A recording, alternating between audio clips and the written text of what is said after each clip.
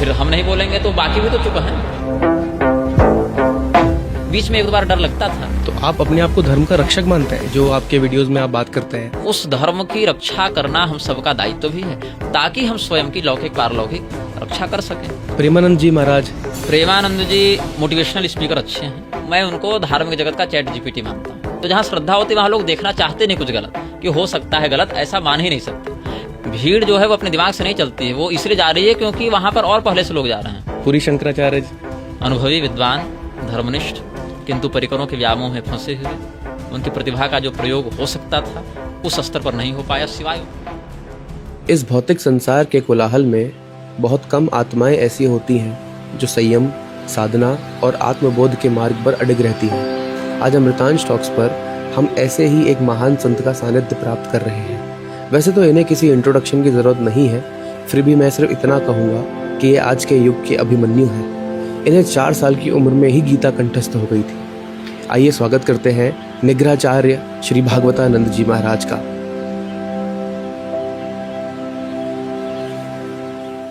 गुरुजी, वैसे तो सब जानते हैं आपको, लेकिन मैं फिर भी आपसे आग्रह करूंगा कि आप बताएं कि निग्रहाचार्य कौन है। शाक्तों के अंतर्गत आगमों का एक परिमाण है जिसमें 300 ग्रंथ हैं और उनको निग्रहागम कहा जाता है। उन निग्रहागमों के अधिकार में 3 स्तर के धर्माधिकारी होते हैं: मूलाधिकार, युगाधिकार, आज्ञाधिकार। मूलाधिकार में आदि निग्रहाचार्य भगवान सिद्धनाथ जी हैं। युगाधिकार में 50 देवता और ऋषियों का समूह है। आज्ञाधिकार मंडल में अनेकानेक समयानुसार आचार्यगण होते रहते हैं, जिसमें वर्तमान में मैं आज्ञाधिकारी मंडल का निग्रहाचार्य हूँ। और शास्त्र के विरुद्ध कृत्य, वक्तव्य, आचरण इत्यादि को देखकर स्वसामर्थ्य की सीमा में उसका विरोध करना हमारा कर्तव्य है और उसमें हम अधिकृत हैं। गुरुजी, विरोध का मतलब क्या ये होता है कि हम जिस तरीके का इस्तेमाल कर रहे हैं, जैसे आप जिस तरीके से अपने वीडियोस के माध्यम से लोगों को बताते हैं या डांटते हैं, तो क्या यही तरीका एक है लोगों को बताने का, या थोड़ा सा विनम्र हो सकते हैं हम? विनम्रता उसके समक्ष जो उसके महत्व को समझे और जो शास्त्रज्ञ होकर कदाचित किसी असावधानी या प्रमाद के कारण गलत बोल गया हो या कर गया हो, तो ऐसे व्यक्तियों को हम बिल्कुल विनम्रता से समझाते हैं। किंतु जिसकी वृत्ति ही धर्म के विरुद्ध जा रही हो और जिसका नैसर्गिक स्वभाव ही शास्त्र के विरुद्ध जाना हो, वहां पर विनम्रता अप्रासंगिक है। वहां पर है दुर्वाचा निग्रहो दंडो। महाभारत में कहते हैं कि कठोर वाणी से उसका प्रतिकार करना, दंडात्मक वचन कहना निग्रह कर्म है। मंख कोश, शाश्वत कोश, मेदिनी कोश और वैजयंती कोश, ये सब अनेकानेक जो शब्द शास्त्रीय कोश हैं, उसमें निग्रह शब्द का अर्थ बताया गया है मर्यादा में बांधने के लिए व्यक्ति की भर्त्सना और प्रतिकार। ये एक प्राथमिक स्तर है। इसके अनंतर और भी दंड के स्तर होते हैं, लेकिन प्रारंभ उसका यहीं से होता है। तो आपने धर्म की बात की, तो आपके हिसाब से धर्म क्या है? लोगों को आप बताना चाहें कि धर्म के बारे में, तो धर्म क्या है? अपने नैसर्गिक कर्तव्य का पालन धर्म है, जिसके पालन हेतु शास्त्र ने आपको अधिकृत किया है, जिसका विधान बताया और जिसका निषेध किया। उसमें अपने वर्णगत, आश्रमगत, कुलगत, क्षेत्रगत विभाजन को स्वीकार करते हुए उस कर्तव्य का प्रमाद रहित होकर पालन करना धर्म का एक सामान्य लक्षण है। और उससे और अधिक सरल परिभाषा यह समझें, वेदोक्त मत धर्म है, वेद विरुद्ध मत अधर्म है। और यह हमारा नहीं, यह यमदूतों का मत है, जो यमदूतों ने अजामिल प्रसंग में श्रीमद् भागवत में कहा है, वेद प्रणहितो धर्मो ह्यधर्मस् तद्विपर्ययः। एक दार्शनिक परिभाषा भी इसकी वैशेषिक दर्शन की बड़ी प्रसिद्ध है, यतोभ्युदयो निःश्रेयस सिद्धि सधर्मः। ऐसा कर्म जिसको करने से इस लोक और परलोक दोनों में आपको अभ्युदय, यश इत्यादि की प्राप्ति हो, कल्याण की प्राप्ति हो, वह कर्म धर्म है। तो आप अपने आप को धर्म का रक्षक मानते हैं? जो आपके वीडियोस में आप बात करते हैं या जिस तरीके से लोगों को आप ज्ञानवर्धन करते हैं, उनको समझाते हैं, तो क्या आप अपने आप को धर्म का रक्षक मानते हैं या कैसे देखते हैं इसको? देखिए, धर्म जो आचरण प्रधान होता है। अगर कोई व्यक्ति सदाचारी है तभी वह धर्म सम्मत चिंतन से युक्त हो सकता है। अगर वह धर्म का अपने आप को अनुयायी मानता है या रक्षक मानता है या किसी भी प्रकार से धर्म से अपना संबंध मानता है, तो वह धर्म विरुद्ध जाकर तो हो नहीं सकता, धर्म के अनुकूल होकर हो सकता है। तो मैं हूं, आप हूं या कोई भी सनातन धर्मावलंबी व्यक्ति हों, वो धर्म के रक्षक तो नैसर्गिक रूप से सिद्ध होते हैं। क्यों होते हैं? क्योंकि धर्मो रक्षति रक्षितः। धर्म आपकी रक्षा तभी करेगा जब आप स्वयं उसकी रक्षा करेंगे। और धर्म को ऐसा नहीं जिसको हम बाहर से ढो रहे हों, वह स्वभावतः हमारे अंदर प्रतिष्ठित होता है, हमारे अंदर से उसको धारण किया जाता है। बाहर से ओढ़ा नहीं जाता कि आज चादर के समान हमने ओढ़ ली और आज निकाल कर फेंक दिया। ऐसा धर्म नहीं होता है। वह प्राकृतिक रूप से, नैसर्गिक रूप से हृदयस्थ होता है। तो जिस प्रकार से हम एक लौकिक उदाहरण से समझें कि अपने शरीर की रक्षा करते हैं, शरीर की रक्षा करेंगे तभी शरीर हमारी भी रक्षा करेगा। ये बहुत ही लौकिक उदाहरण हमने दिया दर्शकों की सुविधा के लिए। किंतु धर्म और अधिक सूक्ष्म है, वो और अधिक आंतरिक है। तो उस धर्म की रक्षा करना हम सबका दायित्व भी है, ताकि हम स्वयं की लौकिक पारलौकिक रक्षा कर सकें। और अपने हिस्से में हमें जो कर्तव्याधिकार प्राप्त है, उस दृष्टि में हम धर्म के अनुपालक, संरक्षक के दृष्टिकोण से अभिव्यक्त हैं। अच्छा। और गुरुजी, मैंने ऐसा देखा है, सुना है कि आपने 4 साल की उम्र में गीता कंठस्थ कर ली थी। तो इतना जल्दी आपने ये सब कैसे सीखा? क्योंकि 4 साल की उम्र में तो बच्चे ढंग से चलना सीखते हैं, बोलना थोड़ा थोड़ा सीखते हैं। आपने गीता को ही कंठस्थ कर लिया? देखिए, इसके लिए मैंने कोई परिश्रम नहीं किया, इसलिए मैं इसका श्रेय स्वयं को तो दूंगा नहीं। मैंने बैठकर पन्ना पलटा होता तो मैं कहता मैंने परिश्रम किया है, लेकिन मैंने पाया, मतलब मुझे मिल गया। मैं ये नहीं कहूंगा मैंने कमाया। जैसे 2 प्रकार के धन है ना, एक जो आपने अर्जित किया, एक जो आपको पैतृक मिला। 2 प्रकार के धन हैं। तो मेरे माता पिता, जब मैं गर्भ में था तो मेरे माता पिता, उससे पहले भी और आज भी, उनका एक मतलब दैनिक नियम ही यही है, धार्मिक ग्रंथों का अपने अधिकारानुसार पठन पाठन, भगवत संकीर्तन इत्यादि उनका काम ही है। तो जब मैं गर्भ में था तो ये भी करते थे उनका। और विशेष करके मेरी माता जी तो गर्भवती अवस्था में अपने स्त्रियोचित धर्म का पालन करती हुई, धर्मशास्त्रों का जितना उनको अधिकार प्राप्त है उस हिसाब से अध्ययन करती थी, संकीर्तन करती थी। तो हमारी माताजी को और हमारे पिताजी को श्रीमद् भगवद गीता पूरी कंठस्थ थी, हृदयस्थ थी। कई बार पिताजी पारायण कर रहे हैं, माताजी सुन रही, कई बार माताजी ही स्वयं आवर्तन स्मरण इत्यादि कर रही हैं। तो वैसी स्थिति में वह संस्कार हमारे अंदर भी प्रतिष्ठित हुआ, ऐसा समझा जाना चाहिए। और जब वाणी का विकास हुआ तो वह श्लोक हमारे मुख से उच्चरित हुए, तो पिताजी को पता चला कि ये किस ग्रंथ का बोल रहा है, कहाँ से बोल रहा है। तो पिताजी तो जानते ही थे सब। तो पिताजी ने फिर कहा कि इसको कब यह स्मरण हुआ। मेरी माताजी से पूछा कि तुमने कब याद कराया। तो माताजी ने कहा कि भाई हम तो कभी पढ़ाए नहीं, क्योंकि हमारे पास वैसा गृह कार्य से अतिरिक्त समय नहीं कि पूरा ग्रंथ है कि हम उसको पढ़ाएं। तो अवश्य ही हम जब गर्भावस्था में इन ग्रंथों से अपना कालक्षेप करते थे तो उसका संस्कार इस बालक के हृदय में अभिमन्यु के समान स्थापित हुआ। और इस बात को एक साक्षात्कार मेरा नीलय सिंह जी ने लिया था सहारा न्यूज के लिए। तो उस समय भी मेरी माताजी ने उस बात को कही थी। वो शायद 2003-4 का इंटरव्यू है वो हमारा। तो उस समय भी माताजी ने कहा था कि वो अभिमन्यु से बड़ी प्रभावित रही उन पात्रों से महाभारत के। तो उन्होंने एक परीक्षण करने का ऐसा विचार किया, तो उनका परीक्षण उस रूप में सफल हुआ, ऐसा समझा जा सकता है। तो गुरुजी, आपके माता पिता की बात आई तो मैंने ये भी सुना है कि आपके पिताजी को पहले से ही पता था कि उनका बेटा पैदा होगा और उन्होंने आपका नामकरण आपके जन्म से पहले ही कर दिया था। हाँ, तो ये क्या सही कहानी है? हाँ, ये सत्य बात है। मेरे माता पिता के विवाह, मुझे जहाँ तक लग रहा है, अंग्रेजी तारीख से देखें तो 30 जून 1994 को पिताजी का विवाह हुआ था, और अंग्रेजी तारीख से ही देखें तो मेरा जन्म 20 मार्च 1997 को हुआ है।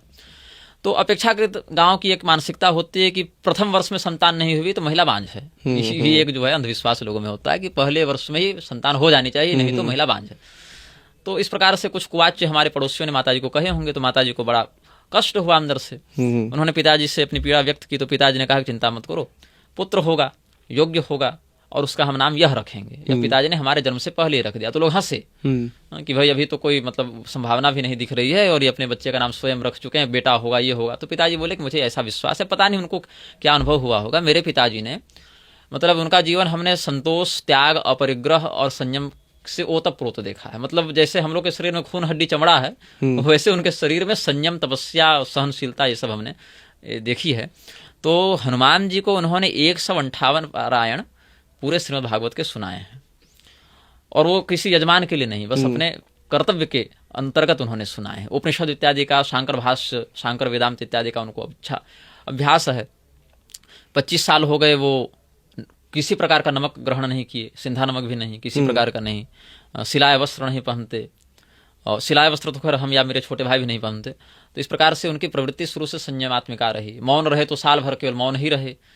तो मतलब और गीता पाठ कर रहे हैं तो जब आपको स्वामी कृपात्री जी का स्मरण होगा, वो पूरी दुर्गा सप्तशती शीर्षासन में पढ़ते थे। तो मेरे पिताजी श्रीमद् भगवद गीता शीर्षासन में पढ़ते थे। अच्छा। माथा नीचे पैर ऊपर और पूरी धर्म क्षेत्र से लेकर यत्र योगेश्वर स्वरः कृष्ण तक। तो वो उनका संयम, उनकी तपस्या ने शायद उनको कोई अनुभव दिया होगा, ऐसा कोई संकेत दिया होगा कि ऐसा कोई व्यक्ति हमारे पुत्र के रूप में कोई जीव आने वाला है। तो उन्होंने माता जी से कहा और फिर उसी प्रकार उन्होंने मेरे जन्म से पहले मेरा नामकरण कर दिया था। लेकिन बाकी संतानों के साथ उन्होंने पहले नामकरण की बात नहीं की थी, क्योंकि उसके बाद तो मैं ही साक्षी हूँ अन्य सहोदरों की उत्पत्ति का। तो लेकिन मेरे विषय में उनको पता नहीं कैसी अतीन्द्रिय प्रेरणा हुई थी, ऐसा वो बताते हैं। तो आप गुरुजी 28 साल के हो गए हैं लगभग। हाँ, और आप से देखें तो लगभग 28 हो गया। तो और आपका विवाह भी हो गया है।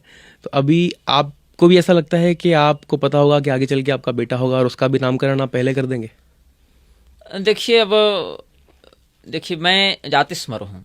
जातिस्मर शब्द का अर्थ होता है जिसको अपने पूर्व जन्मों की स्मृति हो, पूरी तो नहीं लेकिन इतना मूल कि मेरा नाम क्या था, मैं कहाँ का रहने वाला था, मेरी मृत्यु कैसी, मतलब मूल बातें, बहुत ज्यादा तो नहीं। क्योंकि जिन मंत्रों का प्रयोग मैं उन जानकारियों को, उन सूचना को प्राप्त करने के लिए कर रहा था, वो है तो बहुत अच्छे, मतलब भगवान सूर्य से संबंधित हैं और हम तो सूर्यवंशी हैं भी, शाकद्वीपी ब्राह्मण होने से हम सूर्योद्भूत हैं। लेकिन फिर भी उन स्मृतियों का लौटना अच्छा नहीं होता, वो बहुत चुभती हैं वो यादें। अपने आप को उस रूप में स्मरण करना, उस प्रकार के जीवन को स्मरण करना, फिर उन परिजनों का स्मरण करना। तो मैं तो आज भी जब तर्पण इत्यादि करता हूँ पितरों का, तो पूर्वजन्म के उन पितरों का स्मरण करके भी कर देता हूँ। तो मैंने फिर उन मंत्रों का प्रयोग बंद कर दिया, क्योंकि वो यादें एक प्रकार से आज की भाषा में कहे तो हाउंट कर रही थी दिमाग को, कि वो मैं वहां था, ऐसे था। तो वो बाधक होती है। प्रकृति अगर हमसे कुछ छिपाती है तो अच्छे के लिए छिपाती है। तो जहां तक मुझे अपने पिछले 2 जन्मों का स्मरण है, जब मैं वैश्य वर्ण में था, तो जिस दिन मेरा विवाह हुआ था, मेरी धर्मपत्नी का निधन उसी दिन हुआ था।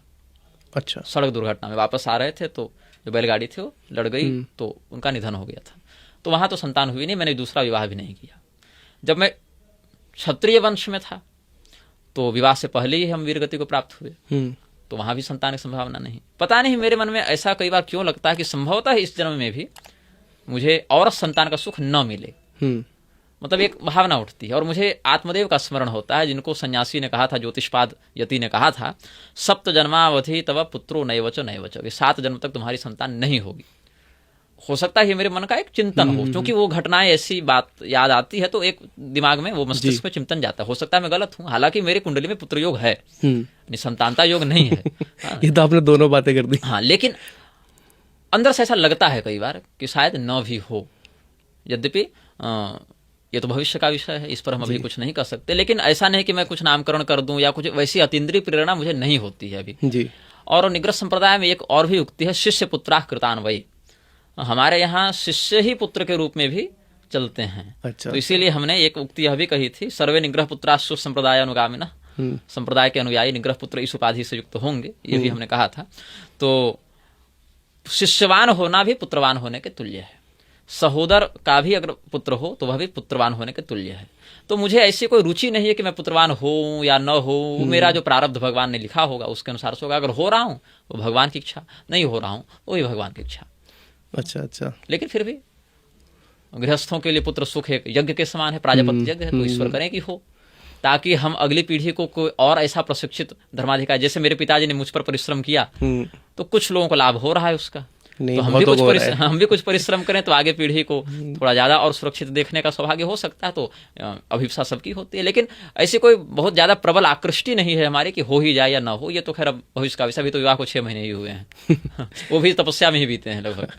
नहीं, आप इतना, आपका आना जाना सब जगह लगा रहता है। गुरुजी, इसी से एक चीज पूछूंगा कि आप जिस तरह की बातें कर रहे हैं, लोग तो आपको अवतार मानते ही हैं, क्या आप, कई सारे लोग हैं। नहीं, वो मैं उनको बिल्कुल स्पष्ट आपके उसी का सवाल है गुरुजी, आप बस सुन लीजिए फिर आप बता दीजिएगा। हाँ। कि आप खुद को अवतार मानते हैं, एक सामान्य व्यक्ति मानते हैं, या सिर्फ ये एक कौतूहल का विषय है? नहीं, ये अतिशयोक्ति है। अवतार जैसी कोई बात नहीं है। हाँ, ये अवश्य है कि पारंपरिक ज्योतिषाचार्यों ने वराह मिहिर जी के सिद्धांत के अनुसार हमको ये जरूर बताया है कि देवलोक से आया हूँ, देवलोक को जाऊंगा। ये तो ज्योतिष का शास्त्रोक्त सिद्धांत है, जिसमें मेरा कोई निजी मत नहीं है। ये वराह मिहिर जी का सिद्धांत है। और साधनात्मक अनुभवों से भी हमें अतीन्द्रिय स्थिति में देवलोक के कुछ अनुभव स्मरण होते हैं, ये हमने अनुभव किया है। किंतु मैं इसको अवतार इत्यादि शब्दों से लक्षित नहीं करूंगा। हाँ, योग भ्रष्ट मेरे पिताजी मुझे कहते हैं। योग भ्रष्ट किसे कहते हैं कि पूर्व जन्म का कोई ऐसा धर्मात्मा जो अपने साधना पथ को पूर्ण किए बिना शरीर छोड़ने को विवश हो गया, तो उसका पुनर्जन्म उस साधना को पूरा करने के लिए हो जाता है। तो वैसे अनुभव तो जीवन में रहते हैं, बचपन से हमने यह प्रवृत्ति को अनुभव भी किया है। और देवताओं की बहुत अधिक कृपा, ऐसा लगता है जैसे कि मतलब दिखते नहीं है चमड़े की आंखों से, लेकिन सदैव साथ में है।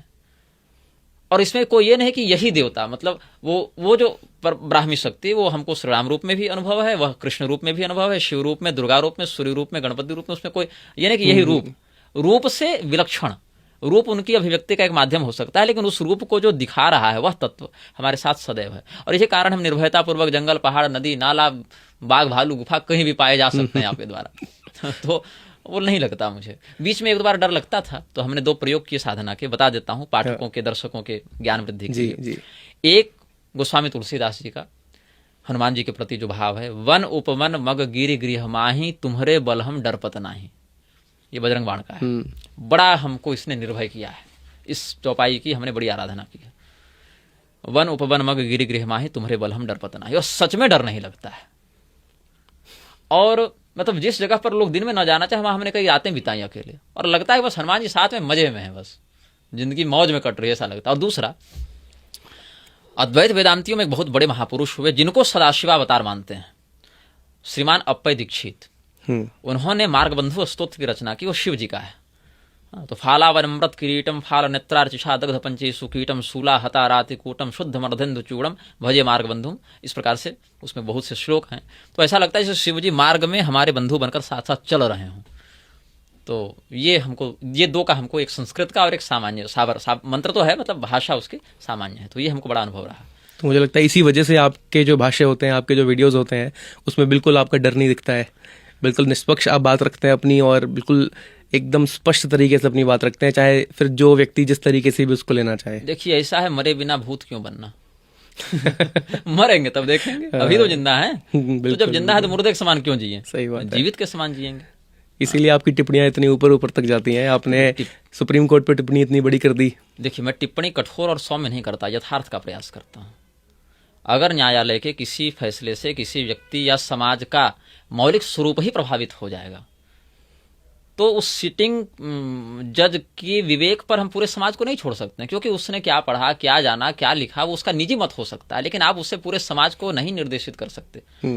आप आज हैं, कल नहीं है, लेकिन वो समाज आपसे पहले भी था, आपके बाद भी रहेगा।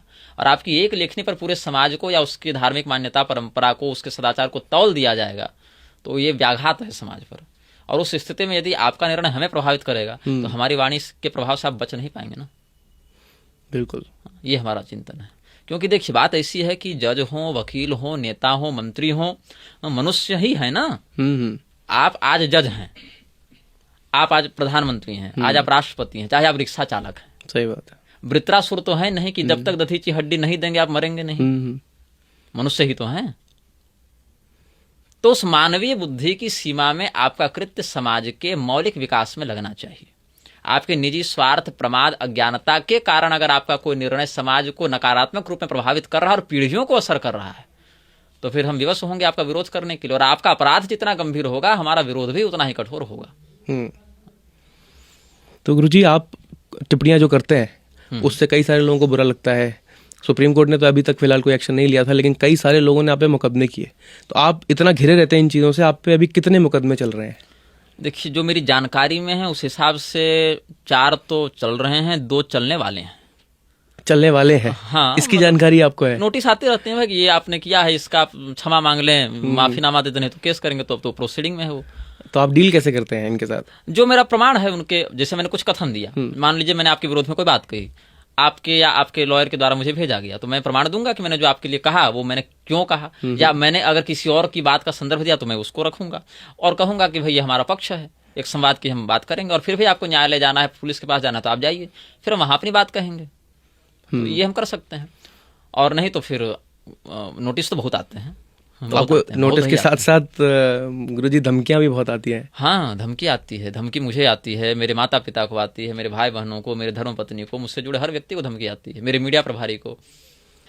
और 11 लाख का इनामी हूं मैं अभी।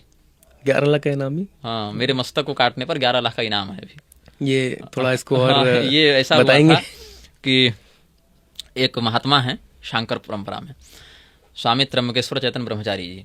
अब वो संन्यास्त हो गए तो उनका नाम हो गया स्वामी ब्रह्मानंद सरस्वती जी। और बड़े विद्वान व्यक्ति हैं, बहुत विद्वान। और मतलब उनके व्यक्तित्व में हमको अभी तक जो हमने जाना, हर व्यक्ति का दृष्टिकोण होता है, हो सकता है किन्हीं के मत में वो गलत भी हो, लेकिन मैंने अभी तक उनके व्यक्तित्व को निष्कपट जाना है। तो उनके मठ में एक व्यक्ति रहता था, गंगाधर पाठक नाम था। और वो गंगाधर ब्रह्मचारी या नहीं, गंगाधर पाठक नहीं है, गंगाधर ब्रह्मचारी। गंगाधर पाठक मैथिल तो ये हो गई, वो राम जन्मभूमि के शिलान्यास वाले, हो सकता है वो दूसरा हो, ये तो भिन्न है। वो गंगाधर मैथिल, ये गंगाधर ब्रह्मचारी लिखता था वो। तो वो लड़का जो है ज़्यादा बड़ा नहीं, शायद 30-32 साल का होगा, उन्हीं के मठ में हमसे मिला था। पता नहीं उसको क्या चिढ़ लगी हमसे, वो सोशल मीडिया पर लिखने लगा कि मेरे बारे में कि मेरा नाम सलीम खान है, ऐसा वो बताने लगा। और मेरे पास प्रमाण हैं, साक्ष्य हैं, फोटो चाहिए, वीडियो चाहिए। दरगाह वाला बता रहे हैं? दरगाह नहीं, वो दरगाह वाला भिन्न है, दरगाह वाला वो भिन्न है। अच्छा, बता दूंगा। वो उसने कहा कि मेरे पिताजी, मतलब मेरे विषय में, कि मेरे पिताजी नमाज पढ़ने जाते हैं, मस्जिद जाते हैं, तो मुसलमान औरतों को रखा हुआ है, मतलब जो मन में आया सो बोल दिया। तो फिर जब कुछ नहीं रिएक्शन हुआ तो मेरे माथे पर 11 लाख का इनाम रख दिया।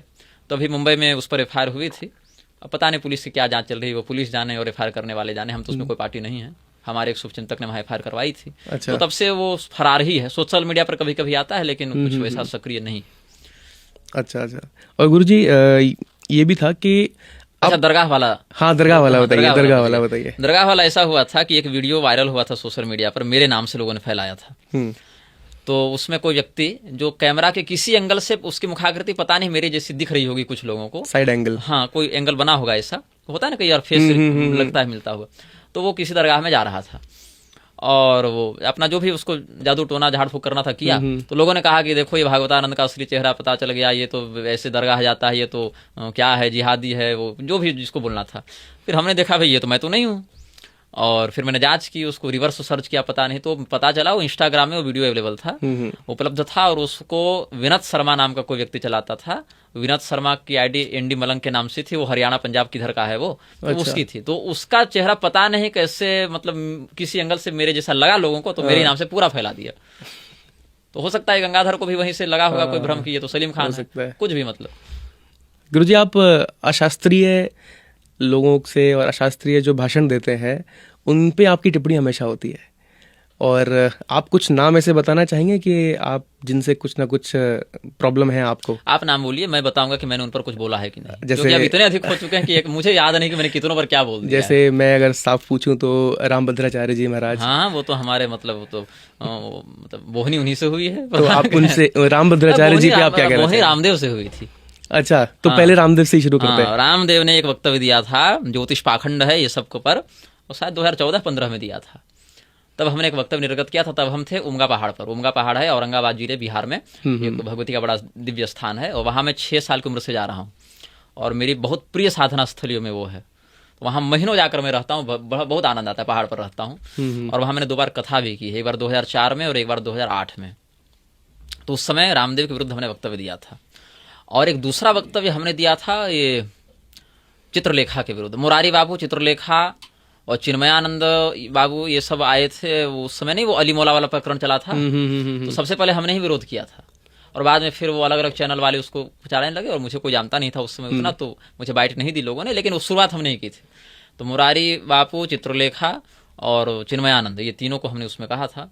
तो बाद में उसमें एक जो है चिन्मयानंद, वो आए थे मंदसौर, और उन्होंने कहा कि श्याम सुंदर पाराशर जी ने हमको भेजा, पता नहीं उन्होंने भेजा कि नहीं, लेकिन उन्होंने यही कहा था, और हम आपसे अपने उस वक्तव्य के लिए क्षमा चाहते हैं, आगे समय ऐसा नहीं करेंगे। तो उन्होंने ऐसा कहा, तो हमने भी उनका अभिनंदन किया कि ठीक है, अगर आप सुधार करते हैं तो अच्छी बात है। हालांकि पूर्णतया शास्त्रीयता तो नहीं है इन लोगों में, हम तो नहीं कर सकते पूर्णतया, लेकिन उस अंश में अली मौला वाले प्रकरण में, है ना, वो सूरत तेरी सुभान अल्लाह इत्यादि वो लोग कर रहे थे, है ना, भजन के नाम पर, तो उसमें उन्होंने मुझसे कहा था कि मैं आगे से ऐसा नहीं करूंगा। ठीक, अच्छी बात है, अगर उस अंश में सुधार हुआ है तो उस अंश में हम कहते हैं अच्छी बात है। तो वहां से हमने शुरू किया था। और फिर रामभद्राचार्य जी का जो प्रकरण हुआ वो बड़ा विचित्र है। विचित्र ऐसा है कि कोरोना का लॉकडाउन लगा था, नहीं कोरोना से पहले ऐसा हुआ था कि 2017 में मैं गया था छत्तीसगढ़। 2017 में पुरी शंकराचार्य जी का एक कार्यक्रम वहाँ होने वाला था, लेकिन कुछ वहाँ के प्रबंधकों का बजट कम था, और वहाँ के जो पुरी शंकराचार्य जी के छत्तीसगढ़ प्रभारी थे, उन्होंने कुछ बातें कही कि पहले मेरी कथा कराओ, उसमें शंकराचार्य जी को बुलाओ, तो 5-6 लाख कहाँ से खर्चा कर पाते वो उस समय 2017 में। तो फिर मुझे उन लोगों ने बुलाया था, और मुझे पुरी शंकराचार्य जी के ही एक बड़े प्रिय शिष्य हैं प्रशांत मिश्र जी, और मेरे भी प्रिय हैं अभी तक। अब पता नहीं वो मानते हैं कि नहीं मानते हैं, लेकिन प्रिय तो हैं ही। तो वो जो है सो किसी व्यक्ति को मेरा नंबर दिए होंगे रेफरेंस में, तो वहाँ से संपर्क मिला था। तो वहाँ मैं गया था, तो वहाँ पर मैंने गोस्वामी जी की रामचरितमानस पर व्याख्यान वो 4-5 दिन हमने दिया। तो वहाँ पर एक व्यक्ति हमको ब्राह्मण मिले, मनोज शर्मा। तो मनोज शर्मा जी जो हैं वो हमको कहे कि आप कह रहे हैं उत्तरकांड प्रामाणिक है, और वहाँ रामभद्राचार्य जी, वो तो रामभद्र दास बोलते हैं, रामभद्राचार्य बोलते भी नहीं है, वो रामभद्र दास जी ने कहा कि वो प्रक्षिप्त है, अप्रामाणिक है। तो हमने कहा भाई इतने बड़े विद्वान है। अब मैं तो देखिए भाई व्यक्तिगत जानता नहीं था, मैंने कहा इतने बड़े विद्वान है कैसे बोल सकते हैं, आप झूठ बोल रहे हैं। बोले नहीं, मेरे पास प्रमाण है, उनकी लिखी पुस्तक है। तो उन्होंने पुस्तक का संदर्भ दिया। फिर मैंने व्यक्तिगत संवाद का प्रयास किया कि चिट्ठी लिखूं तो मिलूं, तो कहाँ मिलने वाले और कहाँ चिट्ठी का उत्तर देने वाले। तो 3 साल हमने खूब प्रयास किया। फिर जितने मान्य धर्माधिकारी थे उनसे हमने पूछा कि भाई आप लोग बड़े हैं उम्र में, सब महंत हैं, पीठाधीश्वर हैं, जगत गुरु हैं, आप लोग ऐसा शास्त्र के विषय में क्यों प्रलाप सुन रहे हैं, आप लोग खंडन कीजिए। तो नहीं नहीं, वो तो ऐसा बोलते हैं, कौन उनसे बोले जाए, अरे ठीक है, सब कोई ध्यान नहीं दिया। और उस समय मेरी उम्र थी 22-23 साल की, तो ऐसे भी कोई ध्यान न दे, कौन जानता था। देखिए कथावाचक रूप में जानते थे, लेकिन इस रूप में मुझे प्रस्तुत हो सकता हूं मैं, ये नहीं जानते थे वो।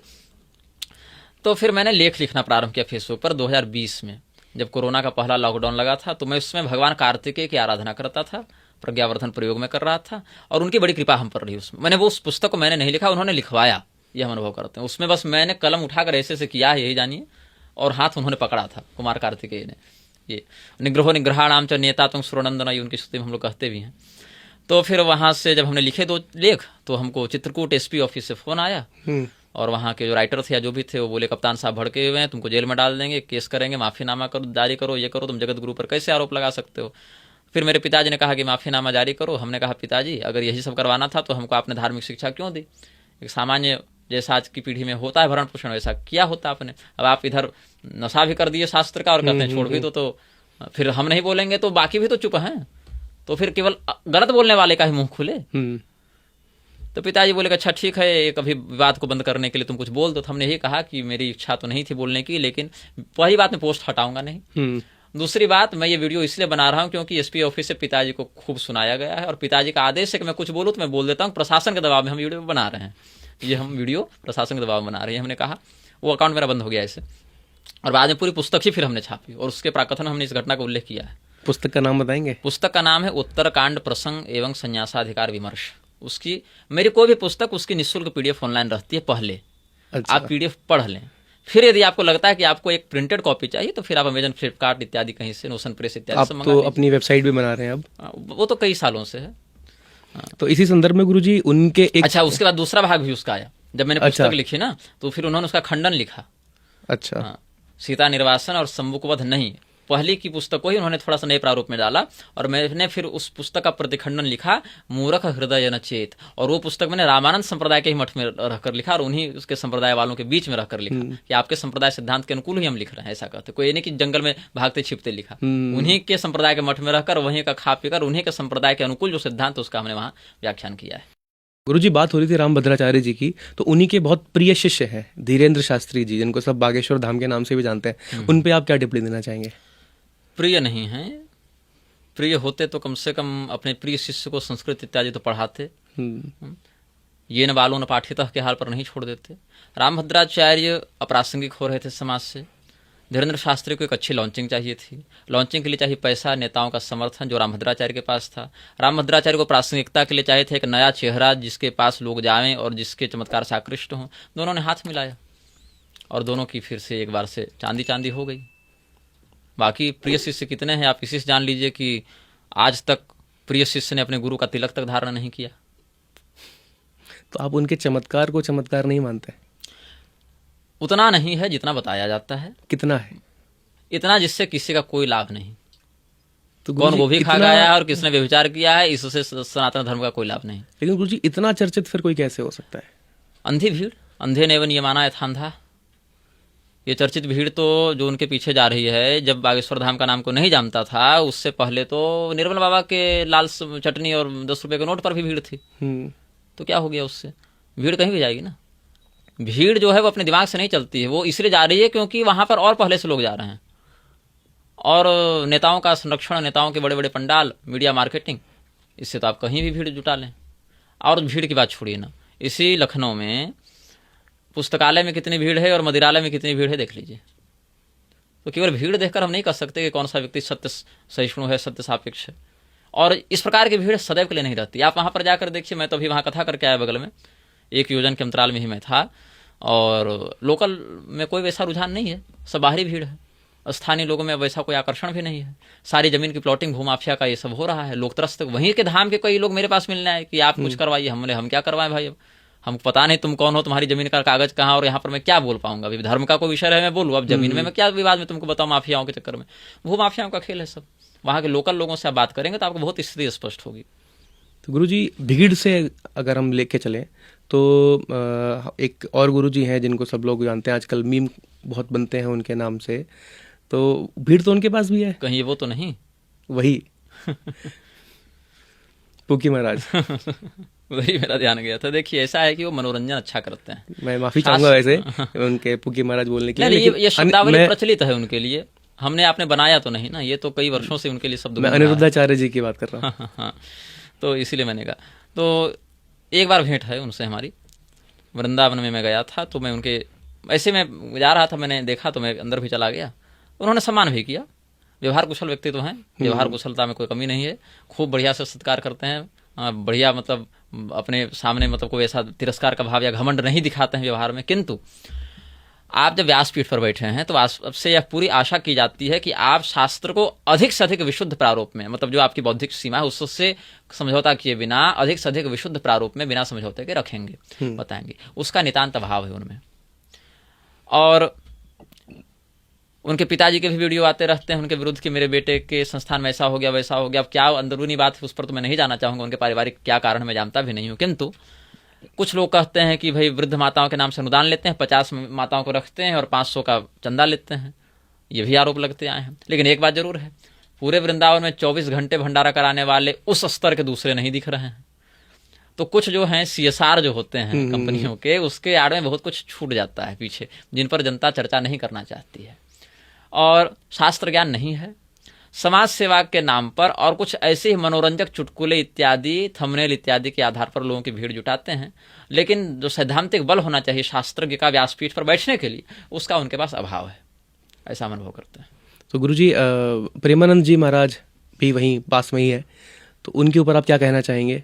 प्रेमानंद जी मोटिवेशनल स्पीकर अच्छे हैं, युवाओं को प्रेरित कर सकते हैं, लेकिन अगर उस प्रेरणा में वो शास्त्र के प्रमाणों को असंदिग्ध रूप से रखें तो ज्यादा अच्छा। अब ब्रह्म और अल्लाह करने लगे, कहे कि मुसलमान मेरे यहाँ नमाज पढ़ेगा, इस प्रकार से ग्रहण मत मानो, ये मत मानो, वो मत मानो। क्यों हमारे संप्रदाय में नहीं माना जाता? तो आपके संप्रदाय में नहीं माना जाता। रसोपासना के अधिकारी कितने ही अभी तो चिंतनीय है।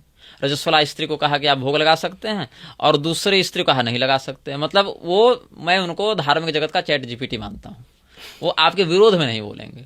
अगर आप गए, महाराज जी मेरा ये मन है, अच्छी बात है, ये कर लो। महाराज जी लेकिन ऐसा, तो अच्छी बात है, ये कर लो। वो आपको काउंटर करते नहीं दिखेंगे सामान्यतया। तो यही कारण है कि वो तो पहले शांकर संप्रदाय में थे जहां तक मुझे जानकारी, बाद में वो राधा वल्लभ में गए। और राधा वल्लभ भी शास्त्रोक्त संप्रदाय है, उसमें मेरा कोई विरोध नहीं है। किंतु जिस व्यक्ति का जिस मार्ग में प्रवेश होना चाहिए और जिस अधिकार से होना चाहिए और जिस स्थिति में उसकी निष्ठा होनी चाहिए, वो सबों के लिए नहीं होती। यदि आपकी वह निष्ठा है भी, वह सार्वजनिक प्रकाशन का विषय नहीं है। न सबको एक ही लाठी से आप हाँक सकते हैं। न बुद्धि भेदम जनयेद ज्ञानाम कर्मसंगिनाम जोशयेत सर्वकर्माणि विद्वान युक्त समाचरण। अगर कोई ब्रह्मज्ञानी भी है, हालांकि मैं उनको इस प्रकार का नहीं मानता, भजनानंदी है, ठीक है, अपना भजन करें, अच्छी बात है। नशेबाजी से दूर रहने का परामर्श दें, व्यभिचार से दूर रहने का परामर्श दें, ये सब अच्छी बात है। लेकिन अंतर्जातीय विवाह का समर्थन उनके द्वारा या उनके द्वारा ये जो सब हिंदू मुस्लिम सिख ईसाई सब एक ही, इस प्रकार की बातें, और ग्रहण में ये नियम मत मानो, तो हम तो ये व्रत नहीं करते, वो नहीं करते, ये सबसे क्या होता है, ये स्वयं प्रमाणम कुरुते लोकस्तदनुवर्तते के चक्कर में लोग भ्रमित होते हैं, भटकते हैं और मौलिक सिद्धांत की हानि होती है। बाकी व्यक्तिगत रूप से उनमें जो युवाओं को अपनी ओर खींचने का एक सामर्थ्य है, उसका प्रयोग अगर वो शास्त्रीय प्रमाणों के साथ करें तो फिर मेरा उनसे कोई विवाद नहीं, कोई विरोध नहीं है। लेकिन गुरुजी, एक दूसरा तरफ से ये भी सोचा जाता है कि वो कुछ गलत बात तो नहीं सिखा रहे किसी को। नहीं, गलत सिखा रहे हैं कि नहीं सिखा रहे हैं, इसको समझने के लिए आपको पहले पकड़ने की कला होनी चाहिए। उसमें गलत क्या है? बुखार है। अब बुखार सामान्य है, वायरल है, मलेरिया है, डेंगू है, टाइफाइड है, वो तो परीक्षक बताएगा ना। तो सामान्य हिंदू क्या शास्त्रों में उतना घुसा है कि उसको पकड़ने में वो समर्थ हो सके कि हाँ ये वक्त तब इन्होंने गलत दिया। क्योंकि पहली बात है, वो एक श्रद्धेय व्यक्तित्व के रूप में समाज में है, उनके प्रति लाखों की श्रद्धा है। तो जहां श्रद्धा होती है वहां लोग देखना चाहते नहीं कुछ गलत, कि हो सकता है गलत, ऐसा मान ही नहीं सकते। एक तो ऊपर ये हाल है कि किडनी खराब है फिर भी जीवित हैं, तो ये तो एक अलग ही जांच का विषय कि कितनी खराब है और कितने स्तर पर जीवित हैं, और फिर बार बार फिर चिकित्सा क्यों लेते हैं, ये बहुत कुछ बातें हैं। हालांकि हर व्यक्ति बीमार हो सकता है और हर व्यक्ति स्वस्थ हो सकता है, वो पूर्वकृत प्रारब्ध पर है। 50 बीमारी हमको हो सकती है, आपको हो सकती है, किसी को हो सकती है। किंतु प्रश्न यह है कि आप जो बात बता रहे हैं, क्या जो लोग आपके प्रति श्रद्धा रखते हैं वो इतने विवेकी हैं कि उस बात की जो त्रुटि है उसको पकड़ सकें? नहीं, ये गलत कह ही नहीं सकते। ये एक प्रथम बिंदु। अब तो ये हो गया कि भगवान गणपति को प्रेमानंद बाबा की आकृति में लोग बना रहे हैं, भगवती राधा प्रेमानंद जी के पैर दबा रहे हैं, ऐसे कार्टून निकल रहे हैं। देखा हमने कुछ, ये क्या है? कई सारे इंस्टाग्राम पे देखा, क्या चल रहा है? ये उन्माद है, ये भक्ति नहीं है, ये उन्माद है।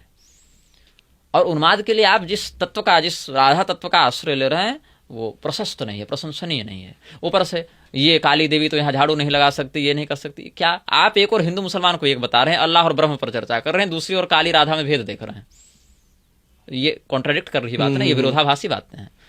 अब इन बातों को जो उनके प्रति पूर्ण श्रद्धा रखेगा वो पकड़ेगा नहीं, लेकिन हम लोग पकड़ेंगे, क्योंकि अपनी ट्रेनिंग ही वही है, अपना काम ही वही है दिन भर का। लेकिन गुरुजी आप पकड़े, आप उस पर बात करें, लेकिन सभी लोग पकड़ने लग जाएंगे तो कोई किसी को तो फिर फॉलो नहीं करेगा, हर किसी में कोई ना कोई टिप्पणी निकालेगा। तो कौन सा ऐसा व्यक्ति है संसार में जो सर्वथा निर्दोष हो या सर्वथा सद्गुणी हो? कोई नहीं है। हम तो यह कहते हैं कि हम जिनकी त्रुटि निकाल रहे हैं वो अपनी त्रुटि सुधारें, और वो हमारे अंदर जो त्रुटि निकाल रहे हैं हम अपनी सुधारें।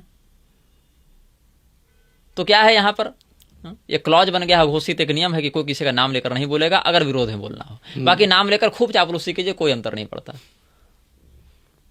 और सचिव वैद्य गुरु तीन जो प्रिय बोले ही भयास, वही गोस्वामी जी की बात स्मरण आ जाती है कि आप धर्मगुरु धर्म के आधार पर बने थे कि नेता मंत्री मीडिया के आधार पर बने थे। तो जिसके आधार पर बने उस धर्म के साथ समझौता किए बिना आप जितना कर सकते हैं उतना करें, लेकिन जहां उसी की मौलिकता से समझौता करने की बात आएगी वहां आप कर सकते हैं। अभी तक भगवत कृपा से हमारी बुद्धि वैसी नहीं हुई है। गुरुजी, किसी को अगर पहचानना हो कि कौन सही है या कौन गलत है तो किन चीज़ों का उसको ध्यान रखना चाहिए? वर्णाश्रम के प्रति उसका क्या विचार है, खान पान, आहार, विवाह इत्यादि जो समाज के प्रधान स्तंभ है उसमें उसकी क्या गति है, अपने संप्रदाय के मौलिक शास्त्रों का उसने, जैसे जो शांकर मतावलंबी है उसने शांकर ग्रंथ कितने पढ़े, उसके प्रकरण कितने पढ़े, श्री भाष्य आदि का अध्ययन रामानुजियों ने कितना किया। तो जिस संप्रदाय का जो व्यक्ति है उस संप्रदाय के मौलिक आचार्यों के सिद्धांत को कितना जानता है और कितना मानता है और कितना अनुकरण करता है, यहाँ से परीक्षण किया जा सकता है। सापेक्षता अन्य ग्रंथों से उसकी कैसी है, अन्य इष्टों से उसकी कैसी है, वर्णाश्रम के विषय में उसका चिंतन क्या है, विवाहादि के विषय में क्या है, संतानों के संस्कार के विषय में क्या है। तो इन सभी विषयों को व्यक्ति अगर सुनेगा ध्यान से तो कहीं ना कहीं वेदाधिकार आदि के विषय में उसका क्या मत है। तो इन सभी बातों को समझकर वो परीक्षण, क्योंकि वेद को तो आर्य समाज भी प्रमाण मान रहे हैं, शंकराचार्य भी प्रमाण मान रहे हैं। तो शंकराचार्य जी के मत में जो वेद का तात्पर्य है वो आर्य समाजी नहीं मानते और इधर वाला वो नहीं मानते। तो अगर हम जब तक उस बात को समझने की योग्यता नहीं रखेंगे तब तक वर्णाश्रम के विषय में दोनों कहेंगे हम वर्णाश्रम के समर्थक हैं, लेकिन वो समर्थन वास्तविक समर्थन है कि मौलिकता के खंडन के साथ समर्थन है, ये समझना बारीक प्रज्ञा का विषय है। सब लोग ऊपरी नजर से नहीं समझ सकते हैं। तो आप गुरुजी फिर कुछ ऐसा बताना चाहेंगे लोगों को कि वो किन चैनल को देखें, ऐसे कुछ चैनल या ऐसी कुछ किताबें जिनसे वो उनका ज्ञानवर्धन भी हो, आगे बढ़े सबको, और उनमें जो गुण है उसको ग्रहण कीजिए, अवगुणों का परित्याग कीजिए। तैत्तरीय उपनिषद की शिक्षावल्ली में यही उपदेश बताया वेद ने कि जो अनवद्य चरित्र हैं, सुचरित्र हैं, उसको ग्रहण करो, शेष का बहिष्कार करो। हमारे जीवन में भी अगर कुछ ऐसा दोष आपको दिख रहा हो जो स्पष्ट शास्त्र विरुद्ध हो तो आप उसका प्रखर होता से विरोध कीजिए, उसका बहिष्कार कीजिए। ये हमारा चिंतन है। जी गुरुजी, और कुछ लोग ऐसा कहते हैं कि आप पैशाचिक साधनाओं के साधक भी हैं। ये आपकी ही किसी किताब में से कुछ लोगों ने एग्जाम्पल लेके बताया है? नहीं, पैशाचिक साधनाओं का मैं साधक नहीं हूँ। मेरे ऊपर पैशाचिक प्रयोग 2-3 बार हुए थे, तो उसमें मैंने लिखा था पैशाचिक प्रयोगों के कारण ये ऐसी घटना। तो लोगों को लगा मैं ही वो कर रहा हूँ ऐसा, उसका अर्थ लोग नहीं समझ पाए। मैंने पैशाचिक साधनाएं की नहीं हैं। हाँ, ये जरूर है कि हम लोगों को अनेकानेक विद्याओं के मंत्र दीक्षा परंपरा में प्राप्त हैं, जिसमें महावाक्य से लेकर कर्ण पिशाचिनी तक के मंत्र प्राप्त हैं अधिकारानुसार। उसमें श्री राम षडाक्षर भी मिलेगा, हनुमान जी का भी मिलेगा, अष्टाक्षर, द्वादशाक्षर, पंचाक्षर, नवारण सब मिलेंगे। तो कर्ण पिशाचिनी से लेकर हमको महावाक्यों तक का उपदेश गुरु परंपरा से प्राप्त है। लेकिन उपासना किसी एक इष्ट के माध्यम से ही होगी ना। तो पिशाच की आराधना हमने नहीं की। अब तो कालिया जिन इत्यादि को भी लेकर आ गए। हमने उस प्रकार का मंत्र एक माला भी नहीं जपा कभी। हाँ, पद्धतियां मेरे पास अनेक है, वो सब प्राप्त होती हैं, किंतु उसमें हमारे काम का क्या है। अब मान लेते हैं किसी घर में हार्पिक की बोतल हो और दूध की भी हो। अब लोग कहें हार्पिक ही पी रहा था, दूध नहीं। अरे भाई, है घर में उपलब्ध, लेकिन किस काम के लिए, किसके लिए, उसका प्रयोग कहाँ है, वो देखेगा ना। तो लोगों को चाहिए कि एक कोई बिटवीन द लाइन्स कोई एक पंक्ति उठाएं या कोई एक शब्द उठाएं और उसके आधार पर पूरी की पूरी कहानी गढ़कर उसको एक तथ्य के समान प्रस्तुत करने का प्रयास करें। गुरुजी, ये सवाल पूछते पूछते मेरी नज़र आपके हाथ पे गई। तो ये आपने क्या पहना हुआ है? ये कवच है, इसको कहते हैं जगन मंगल कवच, और ये मुझसे हमारी रक्षा करता है, मतलब हमारी रक्षा हमसे ही करता है। हमारा सबसे बड़ा शत्रु कौन है? हम स्वयं। आत्मेव ह्यात्मनो बंधुर आत्मेव रिपुरात्मना, भगवान का सिद्धांत है। अपने मन से नहीं कह रहा हूँ, डायलॉग नहीं मार रहा हूँ, ये गीता का नियम है। अपना शत्रु आप स्वयं हैं, अपने मित्र आप स्वयं हैं। कैसे? उद्धार कर रहे हैं तो मित्र हैं, पतन कर रहे हैं तो शत्रु हैं। तो जगन मंगल कवच का, और जगन मंगल कवच के कई प्रकार हैं। अब ये प्रकार कौन सा है मैं नहीं बताऊंगा। अच्छा, ठीक है, ये सब गोपनीय विषय है। ठीक है। कवच के कई श्रेणी है ना, जगन मंगल, त्रैलोक्य मोहन, वज्र पंजर, ये सब कवचों की श्रेणियां होती हैं। तो ये जगन मंगल श्रेणी का कवच है, और इस कवच के माध्यम से हमारे द्वारा किए गए ऐसे पाप जो हमने असावधानी में कर दिए, या ऐसे कोई कृत्य हो गए जहां मेरी अभिप्सा नहीं थी, उस प्रारब्ध से ये हमारी रक्षा करता है। अच्छा, जहां हमारी अभिप्सा न हो और फिर भी स्वभावतः वो घटनाएं घटित हो गई, तो उसके दंड से हमें प्रारब्धानुसार बचाता है। यही इसका प्रभाव है। गुरुजी, जो चीज़ें हैं आपके पास, आप थोड़ा अगर बता पाएं, हाथ में क्या है, कान में आपने जो पहना है, ये आपके पीछे दंड जो लिया है आपने, ये सब? ये मणिबंध कहलाता है। ये मणिबंध है और ये कवच है। ये इसको आप अंगद भी कह सकते हैं, हालांकि ये कवच के रूप में, लेकिन ये अंगद भी कहलाता है। अंगद एक आभूषण का नाम है। अच्छा। और मस्तक पर किरीट आप देखे होंगे, हमारे मस्तक पर किरीट, गले में ग्रैवेक होता है, और ग्रेवेक में फिर मैं भद्रकाली कवच भी धारण करता हूँ, जो एक मणि के समान आपको दिखे, वो भद्रकाली कवच है। वो अन्य लोगों से हमारी रक्षा करता है। जो आसुरी शक्तियां हैं, जब भी साधना में बैठे कोई नकारात्मक शक्ति, ब्रह्म राक्षस आदि, तो वो उनसे रक्षा करता है। अतीन्द्रिय शक्तियों से, मारण आदि प्रयोगों से रक्षा करता है, या उनके प्रभाव को बहुत हद तक कम करता है भद्रकाली कवच। अभी हमने धारण नहीं किया है। और कान में कुंडल है, रुद्राक्ष से युक्त कुंडल हैं। तो गृहस्थों के लिए स्वर्ण कुंडल धारण का विधान भी है। और इसमें ये पवित्री हैं, ये दोनों पवित्री हैं। और ये पवित्री जो है वो कर्म में जो कर्मकांड इत्यादि विधान है उसमें धारण करने का अनिवार्य। कुशा का धारण करें या स्वर्ण का धारण करें। तो श्यामा रहस्य में हम लोगों की परंपरा के लिए कुशा को वैकल्पिक और स्वर्ण की पवित्री को प्राथमिक बताया गया। तो ये पवित्री हैं। और इनकी रही बात, तो इनका नाम है दंड नारायण। ये ब्रह्मदंड कहलाते हैं, दंड नारायण। ये भगवान विष्णु के एक स्वरूप हैं। कुछ शास्त्रीय परंपरा से अनभिज्ञ लोग इनको पिशाच बताने लगे हैं अब। अच्छा। इनका स्वरूप थोड़ा अप्रचलित है। जैसे 8 पैर हैं, 4 दांत हैं, 4 हाथ हैं और 1 नेत्र है।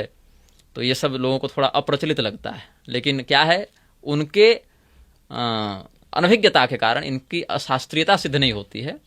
महाभारत में इनका वर्णन है। हाँ, महाभारत में जो वर्णन है उसमें जो रूप है उसमें 3 नेत्रों का या 1 से अधिक नेत्रों का अष्टपान नहीं करना आया है। लेकिन एकाक्षम हेति राजा से वरद विभम, ऐसे आगमों में इनके एकाक्ष या त्रक्ष रूप भी वर्णित है। गायत्री वैरवस्या इत्यादि देखेंगे तो वर्णन मिलेगा ब्रह्मदंड का। तो ये भगवान दंड नारायण है, भगवान विष्णु के एक संहारक स्वरूप हैं। मन्यु देव इसके अधिष्ठाता होते हैं। उनको हरिहर का सम्मिलित रूप भी मानते हैं कई बार। शिव जी और विष्णु भगवान के सम्मिलित रूप में इनकी प्रतिष्ठा होती है, इसलिए त्रिशूल और शेषनाग दोनों यहाँ पर स्वरूप में देखने को मिलते हैं। तो ये एक संहारक देवता है। गुरु जी, इसका वजन क्या होगा लगभग? इनका वजन लगभग 3 किलो तक, अगर भौतिक अनुसार देखें तो 3 किलो तक है। तो आप आराम से इसको पूरे दिन लेके चल सकते हैं। गुरु जी, आप गृहस्थ हैं, आपका विवाह हो गया है। हाँ। तो फिर भी आप दंड लिए हुए हैं? देखिए, ये संन्यास दंड नहीं है, ये परिव्राजक दंड नहीं है, ये अस्त्रात्मक दंड है। अस्त्रात्मक दंड कई प्रकार के होते हैं, जिसमें 16 प्रकार के दंड प्रधान हैं। ये हमने निग्रह प्रवेशिका ग्रंथ में लिखा है, वो प्रकाशित होगा तो फिर सार्वजनिक और इसे स्पष्ट करेंगे। दंड के 2 सामान्य प्रकार, जो राजदंड इत्यादि वो नहीं, जो धार्मिक वाले हैं, मान्यता वाले हैं, उनका 2 सामान्य प्रभेद। एक है अभयंकर, एक भयंकर। अभयंकर मतलब सन्यासियों का दंड, परिव्राट दंड कहते हैं उसको। वो भी ब्रह्मदंड के रूप में कहीं कहीं वर्णित है। वो परिव्राट दंड है, संन्यस्त लोग उसको धारण करते हैं। एक अस्त्रात्मक दंड। तो अस्त्रात्मक दंड में ब्रह्मदंड, विष्णुदंड, रुद्रदंड, ये 3 प्रधान हैं। इसके अलावा कुबेर दंड, माया दंड, काल दंड, ये सब और भी कई अलग अलग देवताओं के प्रभेद से होते हैं, लेकिन 3 प्रधान हैं, विष्णुदंड, रुद्रदंड और ब्रह्मदंड। उसमें भी ब्रह्मदंड की विशेष प्रधानता है, क्योंकि ब्रह्मदंड के लिए कहते हैं सर्वास्त्राणाम सुशक्त्या कृत मरुण रणत्कार घोरैक पिंडम ब्रह्मांडांतर द्विजानाम अवनिकृतमिदं ऋग विशेषोग्रमूर्तिम जाज्वल युग्रम त्रिनेत्रम रविरूपजपति स्वाजितम शास्त्रजालम भालाक्षाम भोजनाभिर्भुज भुवनलयम चिंतये ब्रह्मदंडम। तो भालाक्ष मतलब जिनके ललाट में नेत्र हो, इनका नेत्र आप ललाट में देखेंगे। तो ये ब्रह्मदंड का गायत्री परिवस्या इत्यादि में आपको या गायत्री तंत्र में ध्यान मिलेगा। तो सर्वास्त्राणाम सुशक्तिया, सभी अस्त्रों को अपने अंदर ग्रस्त करते हैं। तो फिर उन तीनों में भी इनकी वरिष्ठता है। तो ये जो दंड है ये सभी धारण कर सकते हैं। इसके लिए गृहस्थ होना या न होना उसके कोई मतलब नहीं है। जब मैं ब्रह्मचर्याश्रम में था तो पालाश दंड में ब्रह्मदंड की प्रतिष्ठा करके धारण करता था। अब ये बांस का दंड है जो रजत वेष्टित वंश दंड है, अंदर में बांस है, ऊपर से रजत वेष्टित है। अच्छा अच्छा। और इन सभी चीजों के लिए हमने कभी खर्च नहीं किया, क्योंकि मेरे पास धन है नहीं।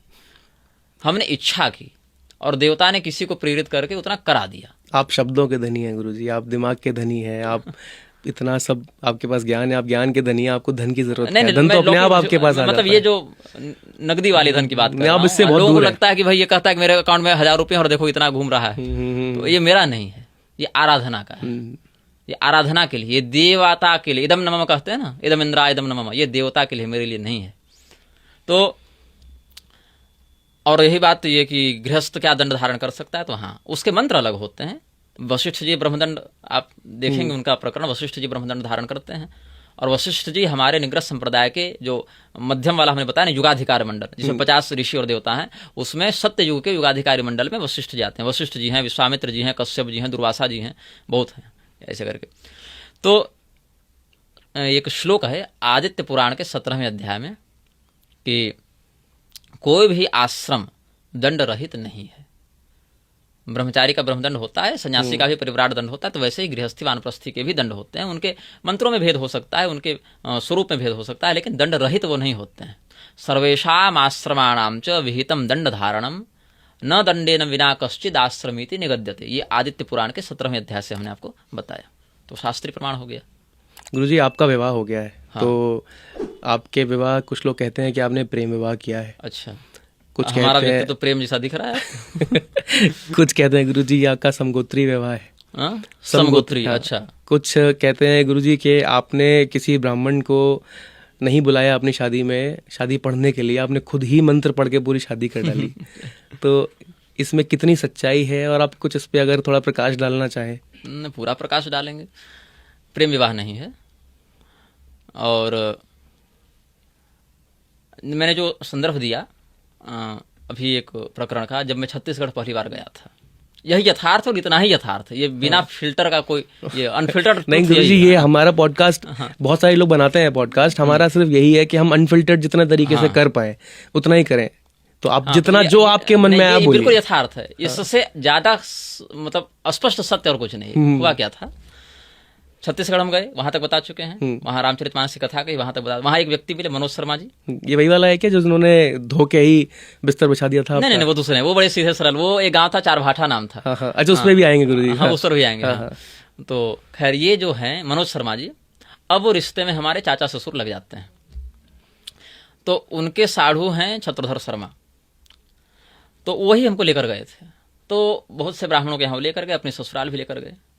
तो वो जब अपनी ससुराल लेकर गए तो उनकी जो सासू माँ थी, अब वो परलोक चली गई, और हमसे बड़ा प्रेम करती थी, वो मुझे बहुत मानती थी।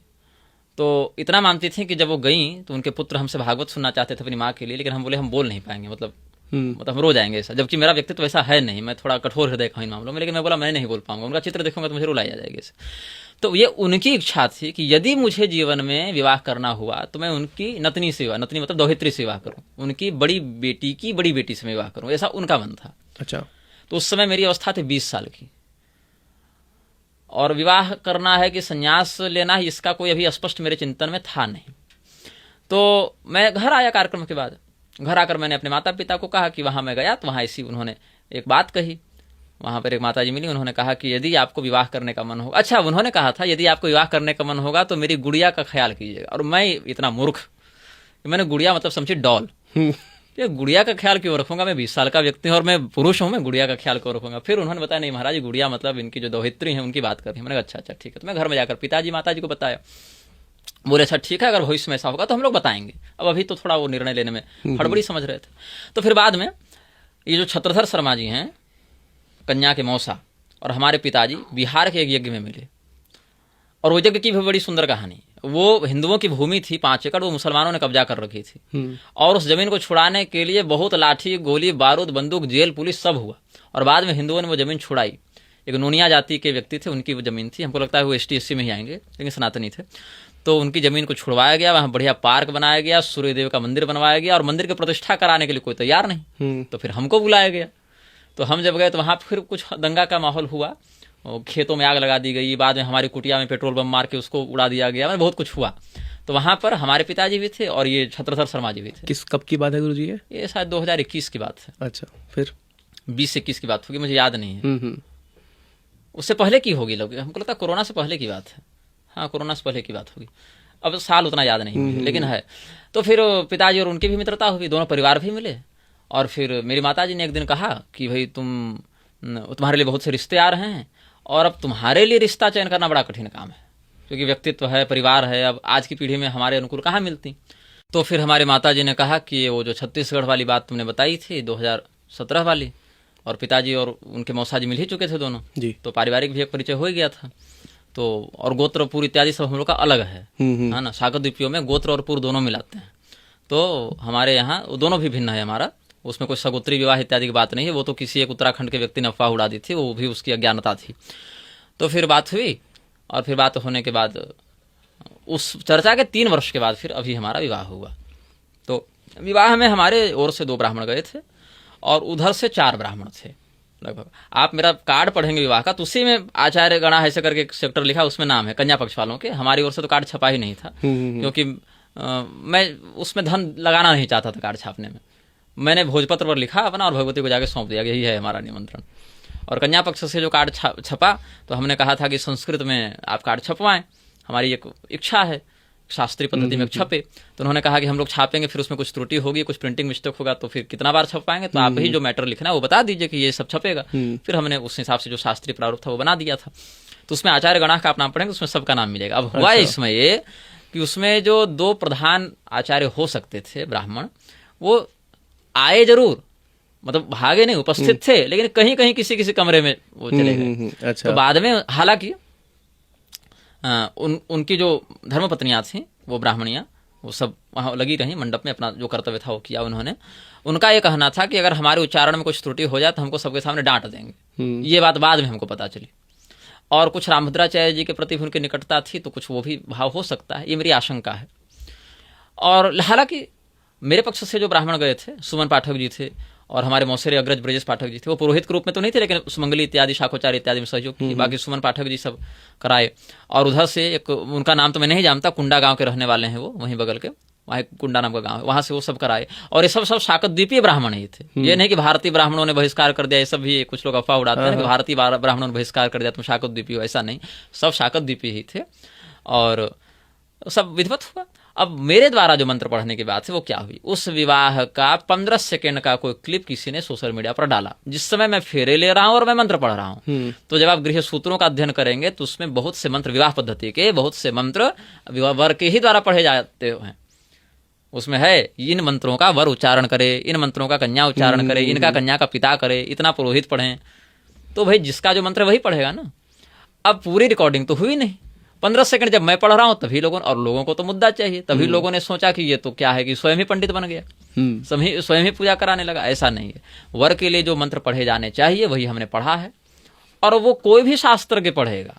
हाँ, अब आजकल के यजमानों को होश नहीं है पढ़ने का, तो उनके बदले पुरोहित जी पढ़ देते हैं। कन्या वाला भी वही पढ़ दे रहे हैं, कन्या के पिता वाला भी वही पढ़ दे रहे हैं, कन्या वर का भी वही पढ़ दे रहे हैं। लेकिन ऐसा नहीं है, वो जो जिसका मंत्र था। जबकि हमारी धर्मपत्नी ने सभी वचन संस्कृत में स्वयं पढ़े, बिना पुस्तक देखे पढ़े। हम तो सारे मंत्र पुस्तक देखकर पढ़े। कन्या ने जो 7 वचन दिए वो उन्होंने बिना पुस्तक देखे पढ़े।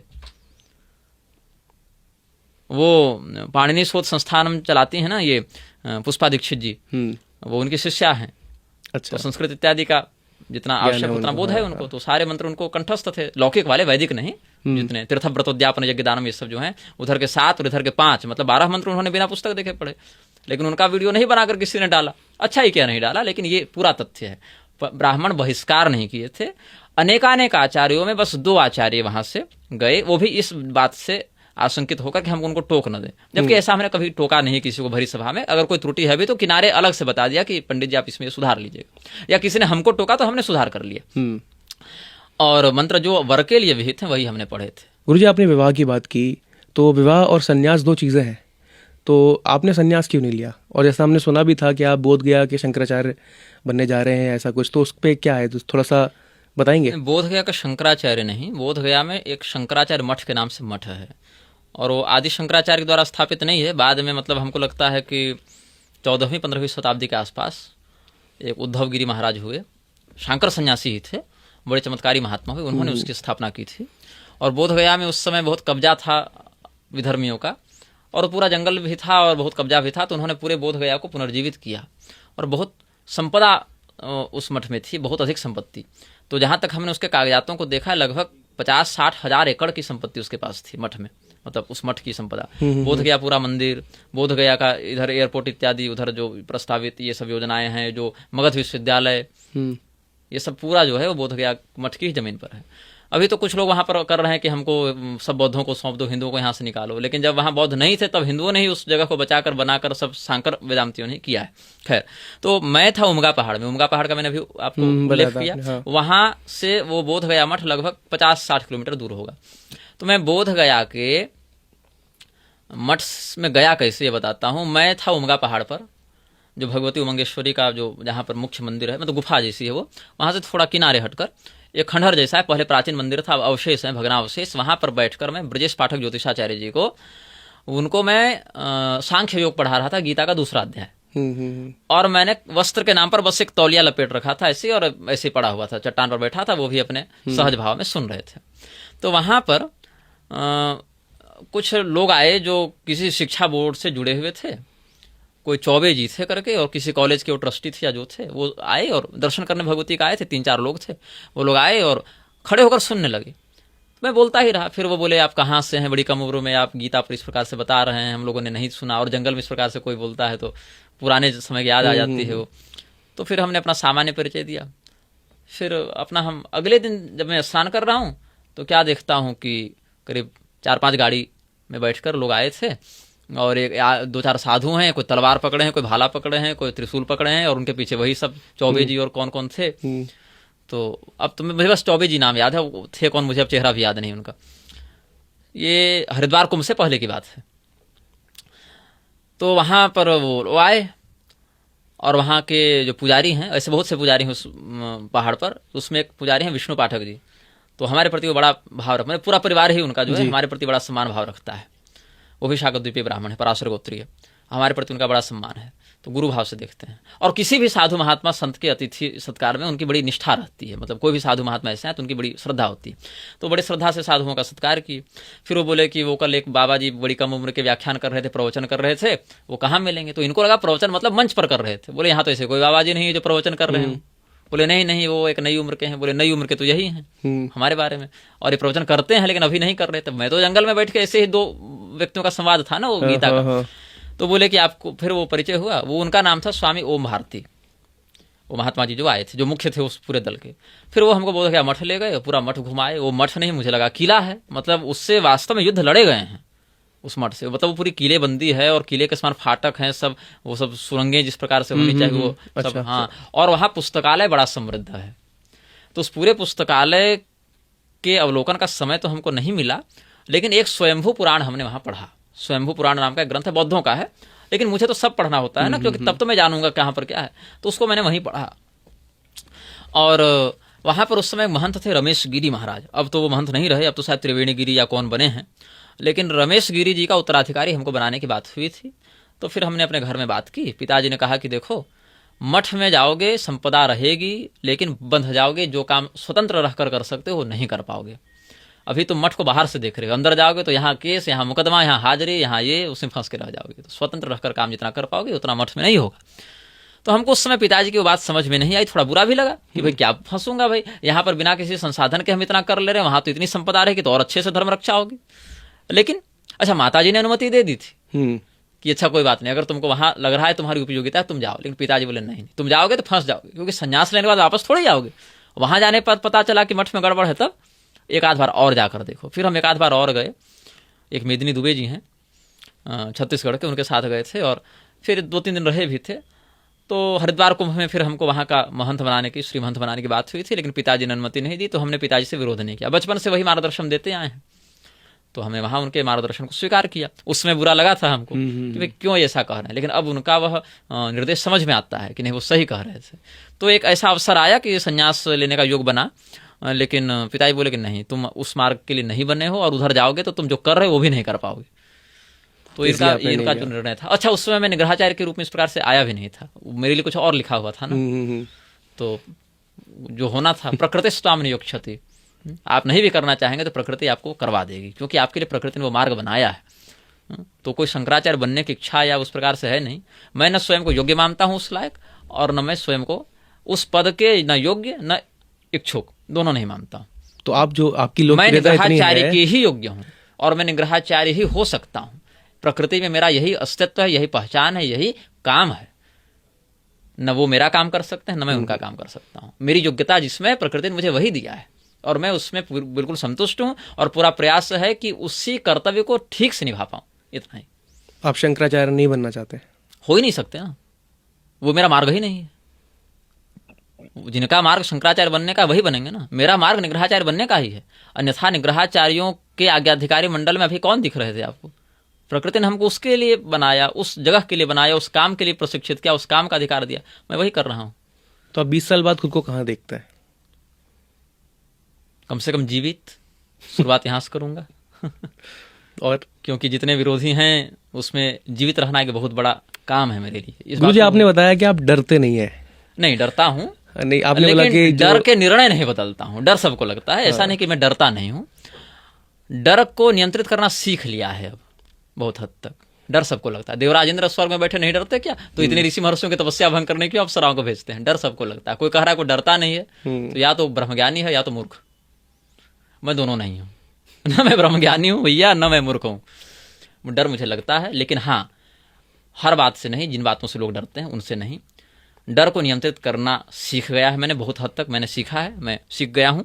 और अगर फिर भी कोई डर एकदम हावी हो रहा है, तो फिर जिनके चरणों में सभी प्रकार का अभय है, उन्होंने तो नहीं ठुकराया है ना। अभयम सर्वभूतेभ्यो ददाम्येतद् व्रतम मम, ये राम जी का जो कथन है, ये जो राम जी का वचन है, उससे भगवान नहीं ना अभी तक मुकरे हैं। तो फिर वहीं जाकर सौंप देना है बात को कि राम जी देख लीजिए आगे से। यहाँ तक हमारा सामर्थ्य था, हमने किया, आगे राम जाने, राम का काम जाने। ज़्यादातर साधु जो बने गुरुजी, वो सब या तो घर से भागे या किसी परिस्थिति की वजह से उन्हें बनना पड़ा। आपका क्या, आप कभी भागे, कभी घर से? भागा तो मैं बहुत हूँ, भागा मैं करीब, हम समझते हैं 6-7 बार भागे हैं। ऐसे जरूरत क्यों पड़ी भागने की आपको?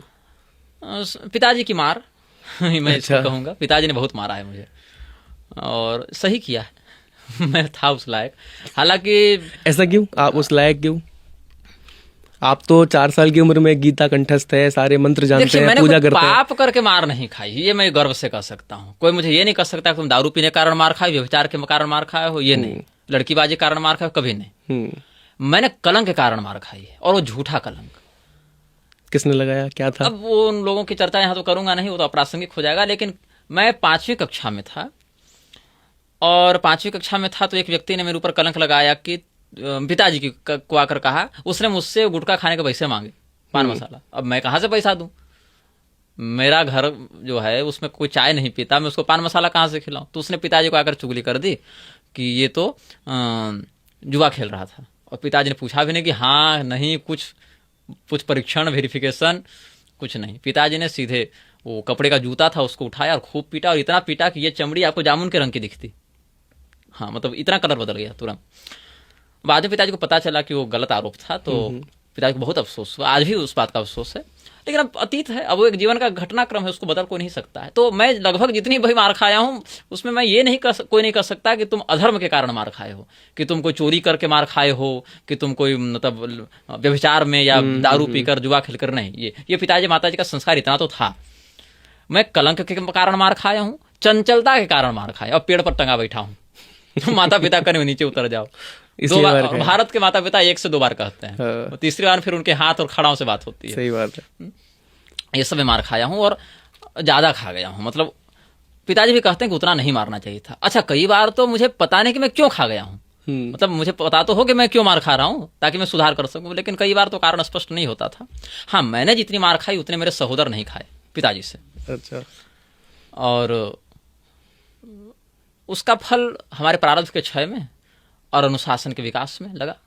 ठीक है, उनको वह उचित लगा, हमारे परवरिश के लिए उन्होंने किया, और उससे कोई ऐसा तो नहीं कि कोई हमारी क्षति हो गई, दर्द हुआ, ठीक है, लेकिन और सब कुछ तो उन्होंने ही दिया ना। तो इसीलिए पिताजी की मार से ही अधिक हम भागे हैं, है ना?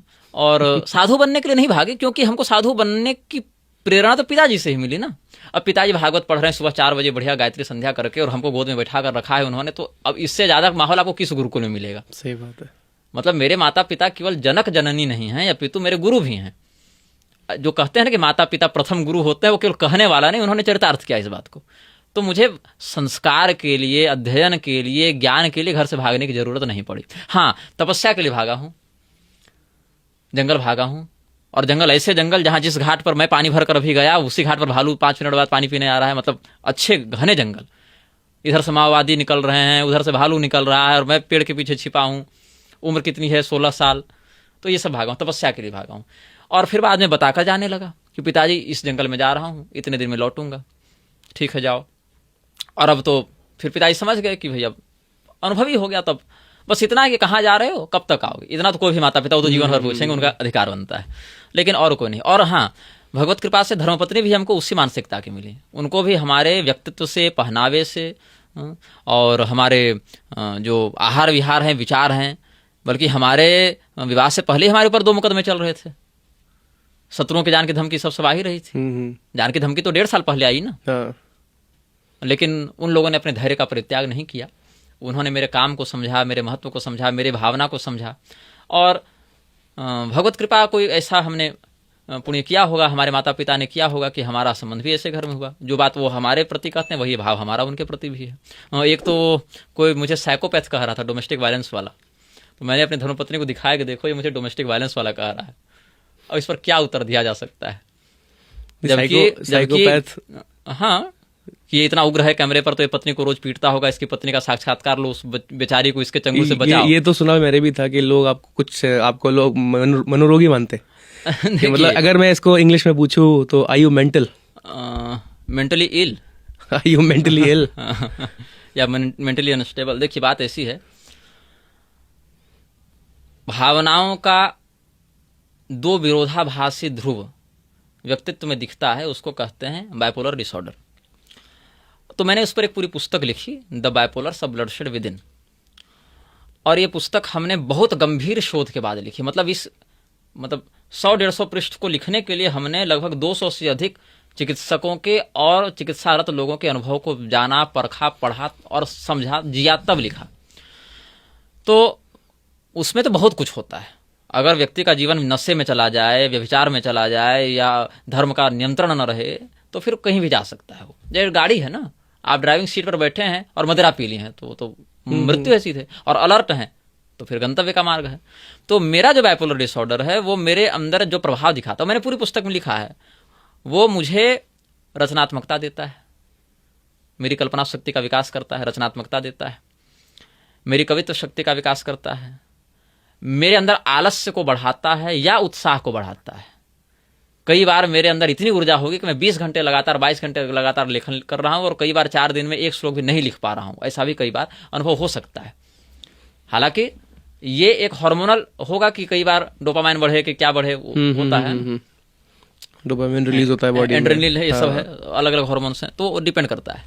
दूसरा इसका है कि मेरी नींद को बिगाड़ता है, या तो बहुत अधिक नींद या तो बहुत कम नींद।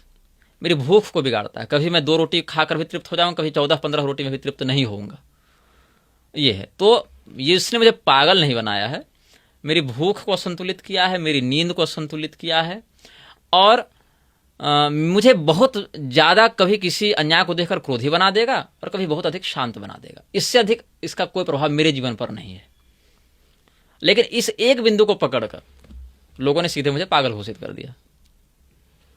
तो मैं भावनात्मक रूप से 2 अलग स्वभाव की उत्साह और आलस्य, क्रोध और शांति, ये दोनों की चरमोत्कृष्टता को अपने व्यक्तित्व में अनुभव करता हूं समानांतर रूप से। यही मात्र इसका एक प्रभाव है, जिससे मेरी जो दैनिक कार्यप्रणाली उसमें कोई असर नहीं है।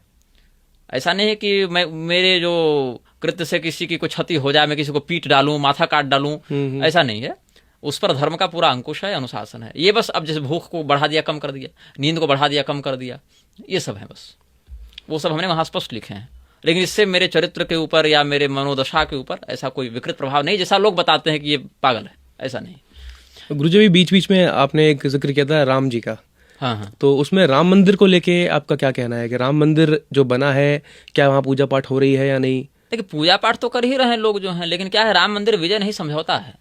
और समझौता हिंदुओं का माथा झुका कर है। आपके घर में कोई कब्जा कर ले बलपूर्वक और आप न्यायालय जाएं और न्यायालय कहे कि ठीक है तुमको तुम्हारा घर मिलेगा, लेकिन इसको इतना देना पड़ेगा। अरे भाई, उसको दंड दो ना। और दंड चलो उस पीढ़ी को नहीं दे सकते, आज की पीढ़ी को नहीं दे सकते, ठीक है, तो कम से कम उसको 5 एकड़ मस्जिद के लिए क्यों दे रहे हो?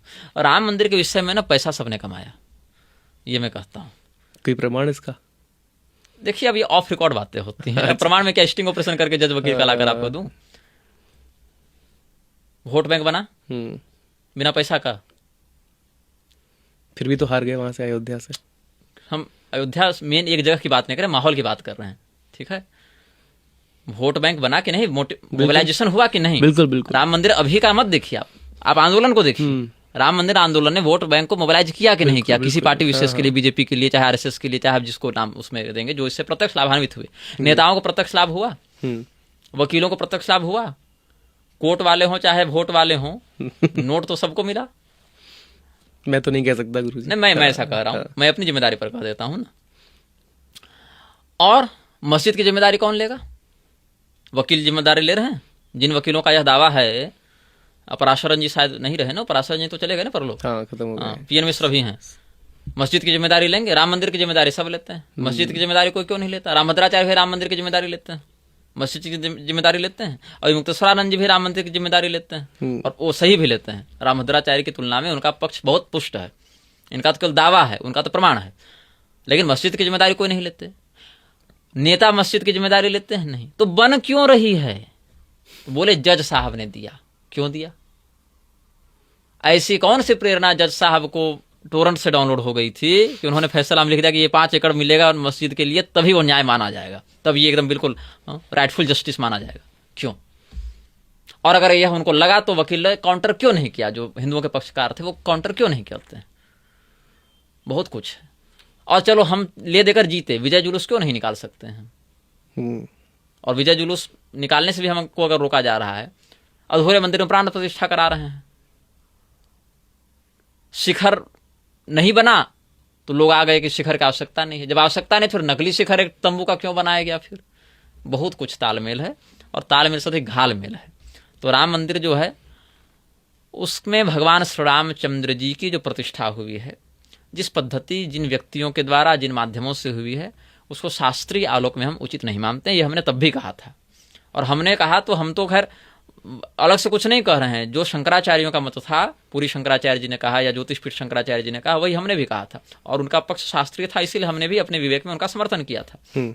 राम मंदिर का मुद्दा धर्म से अधिक नेतागिरी का मुद्दा है। धर्म का मुद्दा धर्मशास्त्रों से चलता है, नेतागिरी का मुद्दा स्वार्थ से और मोबिलाइजेशन से चलता है। हाँ, इतना जरूर है कि जहां पर रामलला तंबू में थे, अब विधिवत एक भव्य इमारत के नीचे हैं, लेकिन उस इमारत में और उस प्रतिमा में कितनी शास्त्रीयता है, इसको जब तक शास्त्रीय दृष्टि से नहीं देखेंगे कठिन है समझना। और मेरी जो दृष्टि है उसमें हम उसको शास्त्रीय नहीं मान सकते। गए हैं आप? बाहर से कैंपस में गया, अंदर नहीं गया। मौका नहीं मिला या आप खुद ही नहीं गए? इच्छा नहीं हुई ना। श्री राम जी का दर्शन हमने कौशल सदन में किया, रामलला देवस्थान में राघवाचार्य जी के यहाँ किया, विद्याभास्कर स्वामी जी के यहाँ किया। हमको राम जी से मतलब है ना, ढांचा विशेष से तो मतलब नहीं है। आपका मन क्यों नहीं किया? यही तो मेरा सवाल है। क्या वहाँ पूजा विधिवत हो रही है? देखिए, पुजारियों का तो हमने परीक्षण नहीं किया है ना, कि कौन से पुजारी हैं, कौन सा मंत्र पढ़ रहे हैं, तो मैं ऐसे नहीं कर एक सकता। ऑरा होता है ना गुरुजी, एक वाइब क्रिएट हो जाती है जगह जहां आप पहुंच रहे हैं वहां पे। देखिए, ऑरा और वाइब जो है वो तो रील और उसमें फिल्टर लगा के बढ़िया उसमें वीडियो बनाने से भी आ जाएगी लोगों को। बढ़िया बैकग्राउंड म्यूजिक लगा दीजिए। आध्यात्मिकता का हमने अनुभव नहीं किया व्यक्तिगत। हमारा राम जी से प्रेम है, हमारा पूरे सनातनी हिंदुओं से जो राम भक्त हैं उनसे हमारा प्रेम है, लेकिन हम उस श्री रामचंद्र जी का प्रेम श्री रामचंद्र जी के ही द्वारा संरक्षित धर्मशास्त्रों की बलि देकर नहीं ना दिखा सकते हैं। राम विग्रहवान धर्म, तो फिर हम धर्म की हिंसा के साथ राम जी की भक्ति नहीं कर सकते। यह हमारा चिंतन है। तो गुरुजी ऐसे ही अभी बनारस में कॉरिडोर बना, और कॉरिडोर तो सीधा विध्वंस है ना, मंदिरों की हत्या है वो।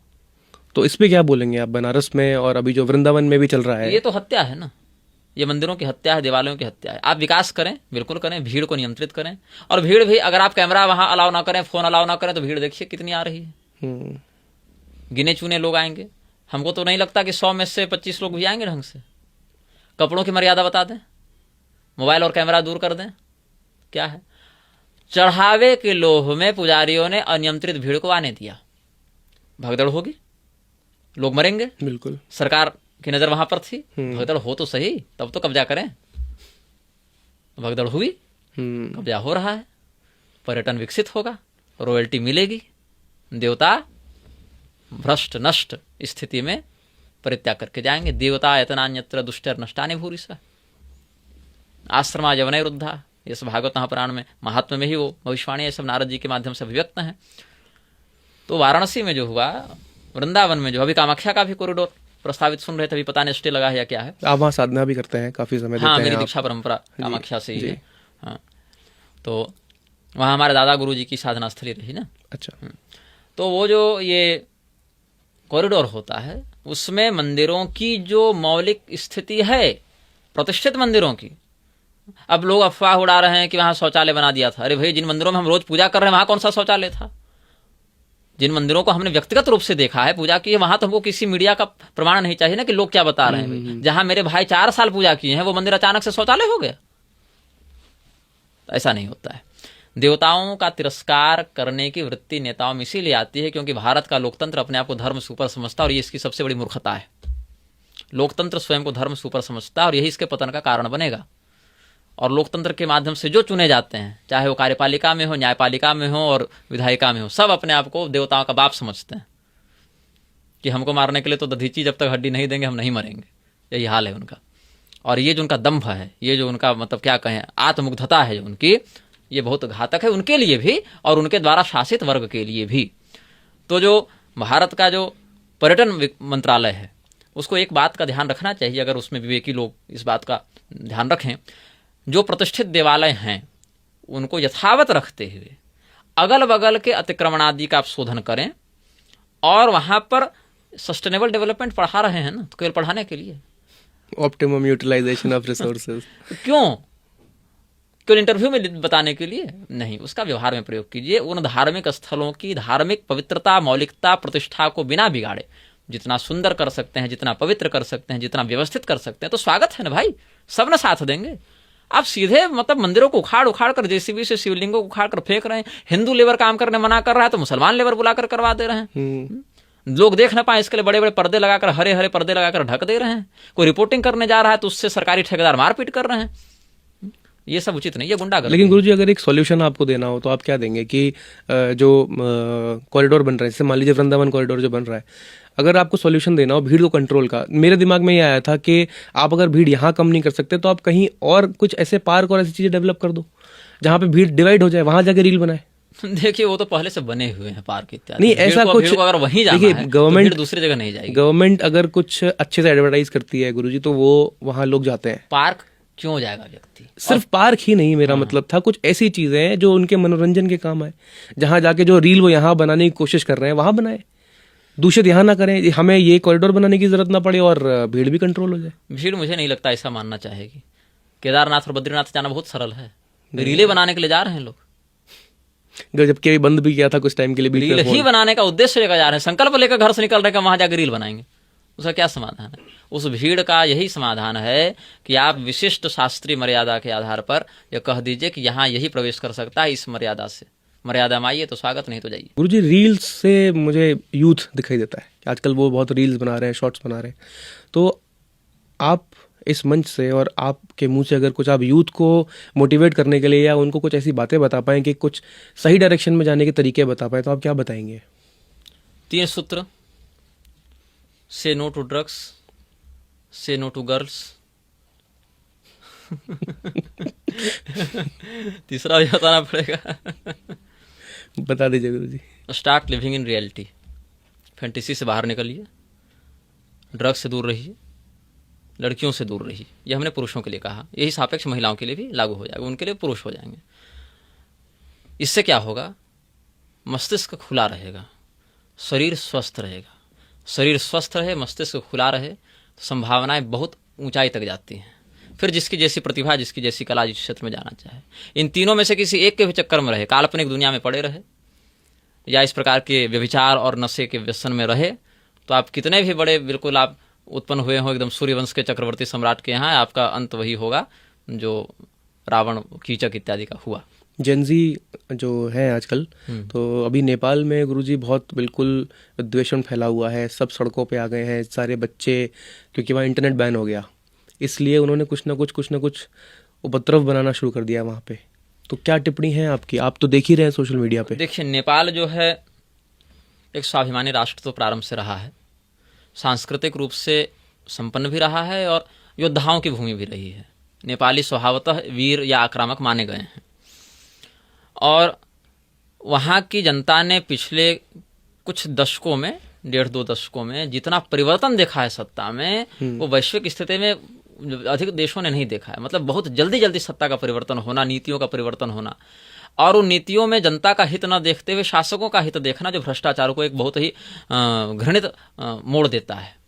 जनता के ऊपर तमाम कर लगाना, जनता के विरुद्ध नीतियों को बनाना और उसमें अपने पैकेट को भरना, इस प्रकार से जो शासक वर्ग का जो वहां पर देखने का मिला, उसके विरुद्ध जनता ने विद्रोह किया। किंतु इस विद्रोह का परिणाम अभी कितना आगे सकारात्मक या नकारात्मक हो सकता है, ये बोलना थोड़ी जल्दबाजी होगी। नेपाल राजतंत्र से लोकतंत्र में आया, संतुष्ट नहीं है, लोकतांत्रिक सरकारें टिक नहीं रही हैं, लोकतांत्रिक सरकार के विरुद्ध इतना हिंसक विद्रोह हुआ। इतना हिंसक विद्रोह राजतंत्र के विरुद्ध मुझे स्मरण में नहीं है। राजतंत्र के विरुद्ध भी विद्रोह हुआ, लेकिन इस प्रकार का नहीं हमको है कि भाई लोगों को खड़े चौराहे पर जिंदा जला दे रहे हो और ऐसे कर दे रहे हो, इस प्रकार का, मतलब इस प्रारूप में वो नहीं है। और कहीं ना कहीं मुझे लगता है कि जेनजी ने जो शुरू किया उसको माओइस्ट ने ओवरटेक किया है। 100 अच्छे लोग जा रहे हैं किसी आंदोलन को शांतिपूर्वक करते हुए या मिनिमम तोड़फोड़ करते हुए, थोड़ी बहुत तोड़फोड़, उसमें कोई व्यक्ति जाकर और कर दे अपना बमबारी, 2-4 लोग उसमें घुस जाए, अब भीड़ तो पूरी बदनाम हो गई ना। वो पूरे क्रांति को आपने एक कलंक दे दिया कि इस क्रांति में ऐसा हुआ था। तो ये बहुत बड़ी चुनौती है लोगों के लिए कि आप अपने क्रांति की छवि समाज के, देश के, मतलब अपने देश की जो क्रांति है, समाज की जो क्रांति है, उसको वैश्विक पटल पर कैसे दिखा रहे हैं, और वो जो आप दिखा रहे हैं उसका विश्व क्या प्रतिक्रिया, उसमें विश्व का वहाँ आपकी क्या प्रतिक्रिया देखने को मिल रही है, ये समझना पड़ेगा। और नेपाल का जो भविष्य है मेरे दृष्टिकोण से अच्छा कैसे हो सकता है? वहाँ जो अभी कुछ रैपर और गायक के सवाल डीजे रैपर और डीजे की वजह से लोग बता रहे हैं कि देखिए वो यूथ को मोटिवेट कर सकते हैं किसी मकसद के लिए, किसी उद्देश्य के लिए, किंतु वो अनुभवी नहीं है राजनीति के क्षेत्र में। नेपाल की भौगोलिक स्थिति जो है बहुत ही अधिक संवेदनशील है, इधर से भारत उधर से चीन। नेपाल की जो राजनीति है वो चीन की पक्षधर है वर्तमान में। समाज जो है उसके हित भारत से जुड़े हैं व्यवहार के दृष्टिकोण से, व्यापार के दृष्टिकोण से। अब यहाँ पर राजनीति और समाज का टकराव हो जाता है। जनता का एक अधिकांश वर्ग भारत के साथ रिश्ते अच्छे रखना चाहता है, सत्ता में बैठे लोग चीन के साथ रिश्ते अच्छे रखना चाहते हैं। तो ये दिक्कत है उनके साथ। दूसरी समस्या क्या है कि जिन लोगों को वो अपना नेता या आदर्श मान रहे हैं उनका राजनीति में कोई पारंपरिक अनुभव नहीं है। वो प्रसिद्ध हैं, अनुभवी नहीं है।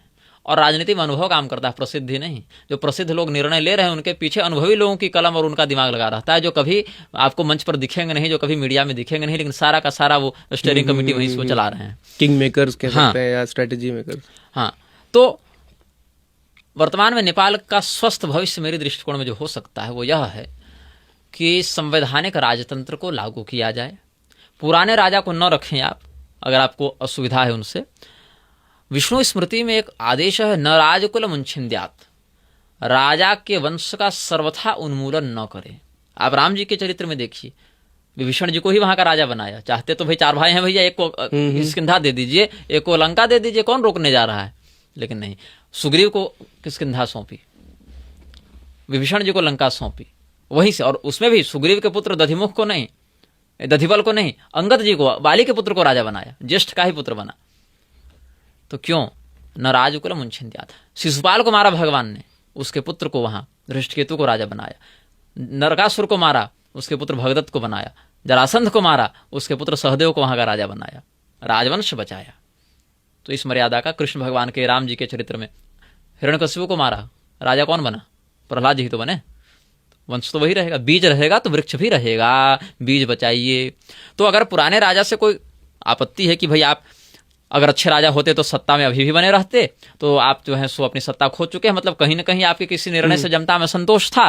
तो ऐसे राजवंशी व्यक्ति को जो आपकी पीढ़ी को भी समझे और जिसके जीवन में ऐसा कोई अभी तक अपवाद न लगा हो, कलंक न लगा हो, तो क्राउन प्रिंस या उनके पुत्र को हृदयेंद्र शाह इत्यादि का अभी नाम आ रहा है, जो अभी इस पीढ़ी के हैं।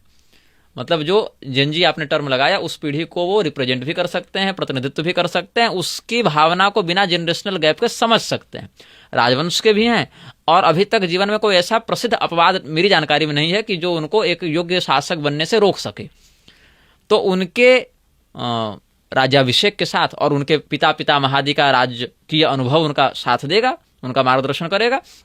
उसके साथ जो वर्तमान में चुनाव की प्रणाली चल रही थी उसको बिना पूर्णतया हटाए, नहीं तो और भी विद्रोह होगा, हाँ। तो वो भी तो पलटवार करेंगे ना, तो बिना उसको पूर्णतया हटाए, ताकि जनता को भी अपना एक प्रतिनिधित्व का अवसर मिले और उस पर राजशाही का एक निगरानी पूर्ण एक नियंत्रण भी हो कि वो उच्छृंखल न हो जाए वर्तमान सरकारों के समान। तो ये दोनों का संतुलन बनाकर चलेंगे। कॉन्स्टिट्यूशनल मोनार्की अभी तत्काल में करें।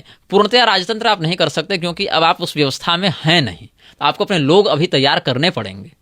आपके पास अभी उतना संसाधन है नहीं, लोकतंत्र से जनता संतुष्ट नहीं है, तो ये मध्यम मार्ग मेरी दृष्टि में अभी अपनी समझ से हो सकता है। भूटान को लेके क्या है? भूटान बहुत बढ़िया है अपनी जगह पर। भूटान जो है वो भौगोलिक दृष्टि से या राजनीतिक दृष्टिकोण से बहुत परिपक्व स्थिति में है, बाकियों की अपेक्षा छोटा है, सुखी है, और जिस प्रकार का राजतंत्र वहां भी है बौद्धों का ही है। लेकिन अगर हम केवल शासक और शासित के दृष्टिकोण से देखें तो वहां की व्यवस्था का कोई बहुत बड़ा मतलब संकट अभी देखने को नहीं मिला, जब तक कोई वैश्विक सत्ता वहां षड्यंत्र करके वहां राजा के साथ कोई विश्वासघात न करे। लेकिन वहां जो व्यवस्था अभी है, भारत की सामाजिक राजनीतिक स्थिति में वो संभव तो नहीं है, लेकिन अगर वो भारत में अभी हो जावे तो बहुत सी समस्याओं का समाधान हो जाएगा। अच्छा, हालांकि ये एक मेरी एक महत्वाकांक्षी इच्छा है ऐसा दृश्य देखने की, लेकिन भारत की जो राजनीतिक सामाजिक स्थिति उसमें कठिन है। और लेकिन भूटान की स्थिति बहुत अच्छी है अभी, जब तक कोई बाहरी षड्यंत्रकारी कोई एजेंट वहां घुसकर दिमाग ज्यादा न लगावे, कोई फंडिंग न मिले।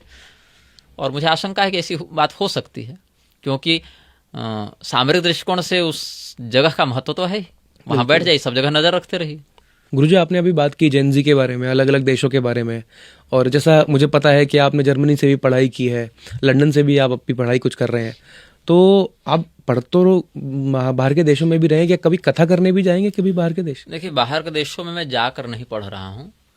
कोरोना के समय क्या हुआ था कि एक अवसर मिला विश्वविद्यालयों को अपने कक्षाओं को ऑनलाइन चलाने का, और मुझे बचपन से ही एक जिज्ञासु व्यक्तित्व का उपहार मिला है।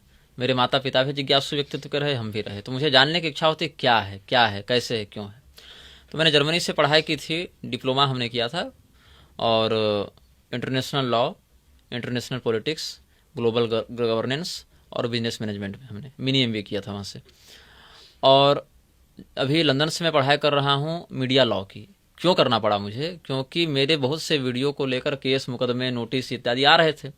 अब अधिवक्ता जो बात कहेंगे वो अपना कहेंगे, लेकिन मुझे तो पता होना चाहिए कि वो कानून क्या कह रहा है, उसमें संविधान की दृष्टि से क्या बात है। धर्म का तो मैं जान ही रहा हूँ, लेकिन जिस समाज में मैं रह रहा हूँ, अगर संविधान के हस्तक्षेप से मेरे धार्मिक कथनों पर प्रभाव पड़ रहा है तो मुझे उसकी भी समझ होनी चाहिए।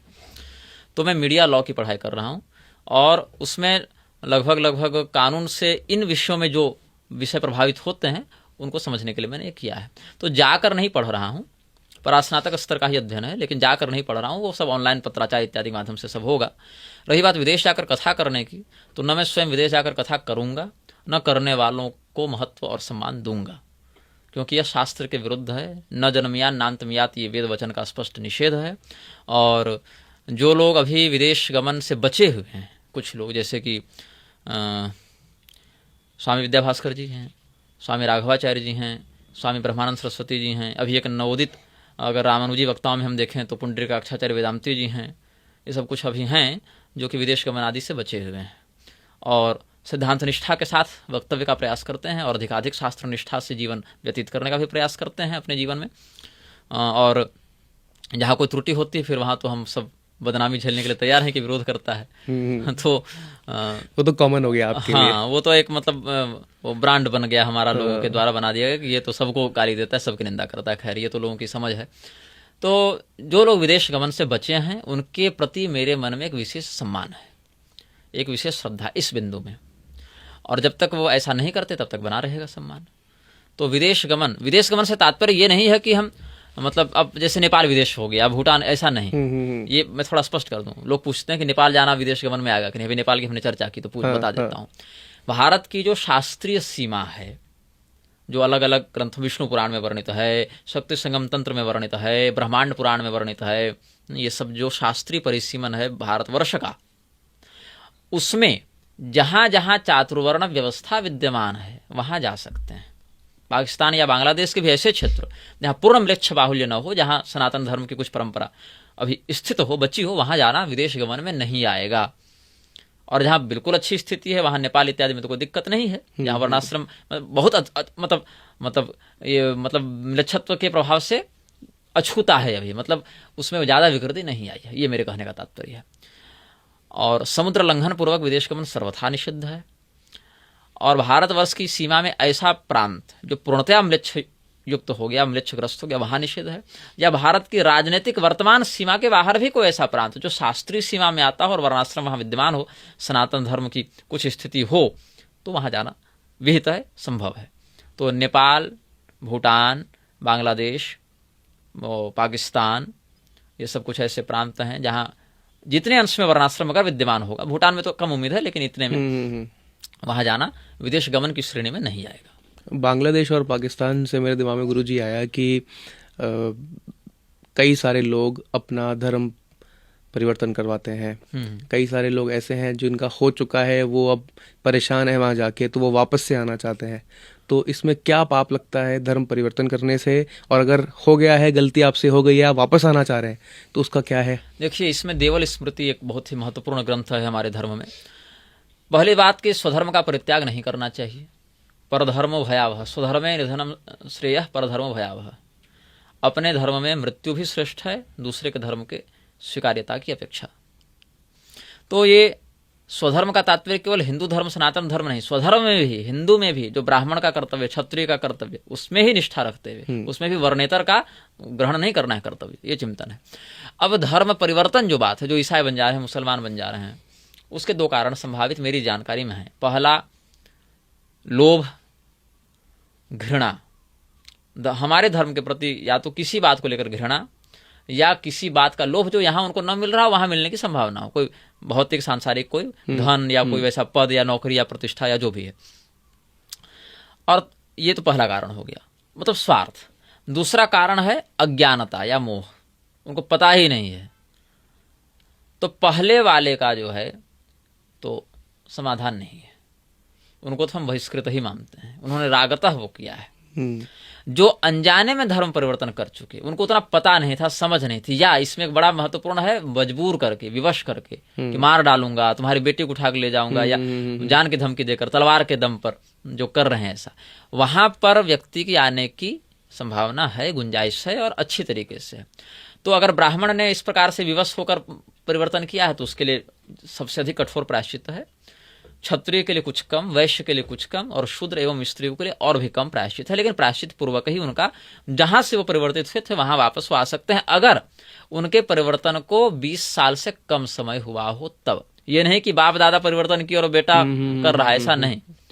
जिस व्यक्ति ने म्लेच्छत्व को स्वीकार किया, अगर वही व्यक्ति वापस आना चाहता है और 20 साल की अवधि से पहले आना चाहता है तभी संभव है, अन्यथा नहीं। अगर उसके बाप दादा किए थे तब नहीं, अगर उसको परिवर्तित हुए 20 साल से अधिक हो चुके हैं तब भी नहीं। ये दो बातें हैं। अगर किसी स्त्री का बलात्कार इत्यादि हो गया हो तो वो बहिष्कृत नहीं मानी जाती, वो अपने मासिक के बाद शुद्ध है। गर्भवती हो गई हो तो प्रसव के बाद शुद्ध है, उसमें कोई दिक्कत नहीं। और प्रसव के बाद जो संतान होगी वह अपनी नहीं मानी जाएगी, ये स्पष्ट निर्देश है। वो म्लेच्छत्व के ही रूप में उन्हीं के द्वारा पालनीय संतान मानी जाएगी। यह देवल स्मृति का स्पष्ट कथन है। लेकिन इन कथनों की आड़ में लोग क्या करते हैं, पीढ़ियों से जो म्लेच्छ उनको सीधे उठाकर एक दिन जनेऊ पहनाया, मुंडन किया, तिलक मारा और कहा आज से तुम ब्राह्मण हो गए। तो ये नहीं हो सकता है, ये शास्त्र के अंतर्गत नहीं, ये आरएसएस में हो सकता है, ये धर्म में नहीं हो सकता है। है ना, ये मैं कह दिया। तो आरएसएस का आपने नाम लिया है, तो आरएसएस और बीजेपी के लिए भी कुछ बोल ही दीजिए। धर्म का व्यापार इन्होंने कांग्रेस से बेहतर सीखा। अच्छा, क्यों, थोड़ा सा इसको बढ़ाइए। मतलब कांग्रेस धर्म को बेचना नहीं जान पाई जितना आरएसएस और भाजपा ने सीखा। कांग्रेस ने धर्मशास्त्रों को बदलने की बात, उसने धर्मशास्त्र को सीधे भले नकारा होगा, हम मानेंगे ही नहीं। इन्होंने कहा मानेंगे, लेकिन उसमें हमारे अनुसार थोड़ा बदलाव करो, थोड़ा मेरे बॉक्स के अंदर तुम आओ। मतलब ग्रंथ रहेगा, लेकिन उसमें लिखी बातें हम बताएंगे क्या हो और क्या ना हो। कांग्रेस ने कहा हमको मानना ही नहीं है। इन्होंने कहा हम मानेंगे, कवर इंटीरियर हम बदलेंगे, कवर हम वही रहने देंगे। वेद रहेंगे, वेद की कौन सी बात किस अर्थ में हमको बतानी है वो हम तय करेंगे। ये ज्यादा घातक है। सोशल मीडिया का भी रोल है उसमें कुछ? सोशल मीडिया का रोल जन जागृति से अधिक भ्रामकता के प्रसार में है। आप देखिए, एक से एक विकृति कारक जो कथित धर्मगुरु बने घूम रहे हैं, वो सारे सोशल मीडिया के माध्यम से प्रसिद्ध हैं, प्रचलित हैं। और जो धर्मज्ञ लोग सोशल मीडिया पर हैं, उनकी बातों को कितने सुन पा रहे हैं, कितने समझ पा रहे हैं, कितने उनका अनुकरण कर पा रहे हैं, ये चिंतनीय बात है। सोशल मीडिया एक हथियार है जो हम म्लेच्छराज का हथियार समझते हैं, कि लोगों को उलझा कर रखा जाए, उनको अपने वास्तविक शत्रु से अवगत न होने दिया जाए, और वो एक अद्भुत काल्पनिक दुनिया में जन्म लें और उधर ही मर जाएं। म्लेच्छराज सीरीज तो आप इतना अच्छा बना रहे थे गुरुजी, इतना बड़ा, मतलब सही कंटेंट था, आपने बंद क्यों किया उसको? बंद नहीं किया है, विराम लिया है। समयाभाव थोड़ा है, काम अधिक बढ़ गया। अब मैं म्लेच्छराज सीरीज बनाऊं तो लोग पूछेंगे निग्रह प्रवेशिका कब आ रही है, निग्रह प्रवेशिका लिखूं तो लोग कहेंगे कि म्लेच्छराज सीरीज कब आ रही है। वही बात है ना गुरुजी, आपने इतना दे दिया है लोगों को कि लोग तो कहेंगे फिर आपसे कि ये कब है, वो कब है। हाँ, लोगों को एक लत लग जाती है मेरे द्वारा दिए गए लेख, वक्तव्य इत्यादि की, और मैं प्रयास करता हूँ अधिक से अधिक समय में दूं। लेकिन क्या है कि व्यक्तिगत साधनाएं हैं, लेखन में बहुत जिम्मेदारियां होती हैं, पारिवारिक भी है, धार्मिक भी है, वैयक्तिक भी है। लेकिन म्लेच्छराज सीरीज आएगी, आती रहेगी जब जब समय मिलेगा। अभी हमने लगभग एक सीजन में 54 और दूसरे सीजन में 10 एपिसोड निकाले हैं, और उसके बाद वो आएगा। मतलब वो 300-400-500 एपिसोड तक जाएगा। मतलब कंटेंट की कमी नहीं है मेरे पास, समय की थोड़ी कमी है। और वो ऐसा विषय है जिस पर मैं उधेड़ बुन में, अपरिपक्व तैयारी के साथ या हड़बड़ी में नहीं बना सकता हूँ। मैं उसको बहुत ठोस, स्वस्थ मानसिकता और चिंतनशील तरीके से उसको मैं प्रस्तुत कर पाऊंगा, तभी वो बात मैं समझा पाऊंगा जो मैं कहना चाहता हूँ। अभी तो उसमें बहुत कुछ ऐसे, मतलब मैंने तो अभी कुछ एक्सपोज ही नहीं किया है उसमें, जो किया जा सकता है या जो करना है मुझे। मैं तो बस एक झलक उसकी दिखाया कि ये दुनिया का एक यह भी रूप है, संसार की व्यवस्था का यह एक सत्य यह भी है, ये हमने दिखाया। तो थोड़ा समय मुझे मिले, ये निग्रह प्रवेशिका इत्यादि कुछ निकल जावे, अपने प्रकाशन में आ जावे, फिर कुछ समय मिलेगा तो फिर वही 50-60 एपिसोड का फिर मैं समय निकाल कर बनाऊंगा। ऐसे करके कुछ सीजन लाऊंगा मैं, और अभी उसका काम बहुत बचा हुआ है और मैं करूंगा, अभी विराम लिया है। अच्छा गुरुजी, एक अभी कंट्रोवर्सी हुई थी, आप तो इतना सोशल मीडिया फॉलो करते हैं, इतना सब कुछ। अभी इंडियाज गॉट लेटेंट एक शो आता था, हाँ, इसमें समय रैना और रणवीर अलाहाबादिया और आशीष चंचलानी और द रिबेल किड, कोई लड़की थी, हाँ, द रिबेल किड के नाम से। देखिए, मैं उसके एपिसोड तो देखा नहीं क्योंकि वो मेरे व्यक्तित्व के अनुकूल नहीं है, लेकिन समाचारों से मुझे। हाँ, तो आप क्या कहेंगे इस चीज पे, क्या कहेंगे कि ये सोशल मीडिया का लोग वहीं पे वो पॉडकास्ट बनाते हैं और बातें काफी गुरुओं से करते हैं, काफी चीजें। इन लोगों के फॉलोअर्स बड़ी संख्या में और यूथ ही हैं अधिक, और जब यूथ ऐसे लोगों को फॉलो करेंगे तो उनका भविष्य आप समझ सकते हैं। पॉडकास्ट अभी एक अच्छा विषय है अपने विचारों को उन्मुक्त मंच से व्यक्त करने का। ये एक मतलब एक संसाधन हो सकता है, एक अच्छे क्रांति का, सुधार का एक संसाधन हो सकता है। इसका दुरुपयोग हो रहा है, ये मजाक बना रहे हैं लोग जी। ये एक अच्छी विधा है, इसका प्रयोग करके आप बहुत स्वस्थ चिंतन विमर्श की ओर बढ़ सकते हैं जी। और ये होना चाहिए, लेकिन वो कैसा होना चाहिए और किन विषयों पर होना चाहिए, इसको एक रेगुलेशन की आवश्यकता है, इसको एक नियामक की आवश्यकता है। नियामक के अभाव में अनियंत्रित हो जाएगा। ठीक है, तो आशीष चंचलानी और रिबेल किड पर तो मैं बात ही नहीं करूंगा, उसको मैं आउट ऑफ बॉक्स रखता हूँ। ठीक है, उसके लिए अनिरुद्धाचार्य बहुत बढ़िया व्यक्ति है ऐसे लोगों के लिए। अब वो जो चैनल वाले चिल्लाते रहे कि अनिरुद्धाचार्य ने ऐसा कह दिया वैसा कह दिया, लेकिन वो अनिरुद्धाचार्य उन लोगों के लिए ठीक डील करने वाले व्यक्ति हैं। आशीष चंचलानी का उतना ज्यादा कंट्रोवर्शियल नहीं रहा है करियर, जहां तक मैं जानता हूं। रही बात इन दोनों की, तो रणवीर अलाहाबादिया ने जिस प्रकार के प्रतिष्ठित लोगों का साक्षात्कार लिया, उसने उस व्यक्ति को ऊंचाई पर पहुंचाया, किंतु उस व्यक्ति के कई चेहरे हैं, ऐसा मैंने अनुभव किया। समय रैना रणवीर की अपेक्षा ज्यादा गंदी भाषा का प्रयोग करता है, ज्यादा आपत्तिजनक भाषा का प्रयोग करता है, लेकिन एक चेहरे के साथ करता है। उसका व्यक्तित्व वही है, तो ऑन कैमरा ऑफ कैमरा वैसा ही है। रणवीर का ऐसा नहीं है। हाँ? वो माहौल देखकर, समय देखकर अपना मत बदलता है, परिवर्तित करता है और विषय को विकृत रूप में प्रस्तुत करने का वो माहिर है, कुशल है, ऐसा हमारा अनुभव रहा। रणवीर के हमने 1-2 पॉडकास्ट देखे हैं। एक वो था, वो थायरो केयर के स्थापक कोई दक्षिण भारत के हैं, वो आए थे, हाँ, हाँ, बहुत हाँ, बड़े आदमी है। हाँ, उनका मैंने एक देखा था। एक कोई नंदी करके हैं, राजर्षि नंदी, राजेश नंदी, तो तंत्र मंत्र पर कुछ वो तो अपना इंटरेस्ट का विषय रहा। हालांकि उनकी बातों में बहुत कुछ शास्त्रीय आपत्तियां थी, लेकिन अब हर बात पर बोलने का समय नहीं रहता है, ठीक है। तो वो मैंने देखा था, इसके अलावा और मैंने देखा नहीं। एक और कोई थे, इसरो के शायद वो थे ना, चेयरमैन या वाइस चेयरमैन थे वो, जो पूरी शंकराचार्य जी के यहाँ भी गए थे शायद, वो कुछ था उनका। एक इसरो के कोई बड़े अधिकारी थे, एक उनका था, वो भी मैंने थोड़ा बहुत देखा था। इसके अलावा मैंने ज्यादा देखा नहीं है, और वो भी इसीलिए क्योंकि इनके व्यक्तित्व में कुछ ऐसी बात थी जो हम सुनना चाहते थे, कुछ हमको आशा थी कि वहां से कुछ मिलेगा, कुछ मिला भी।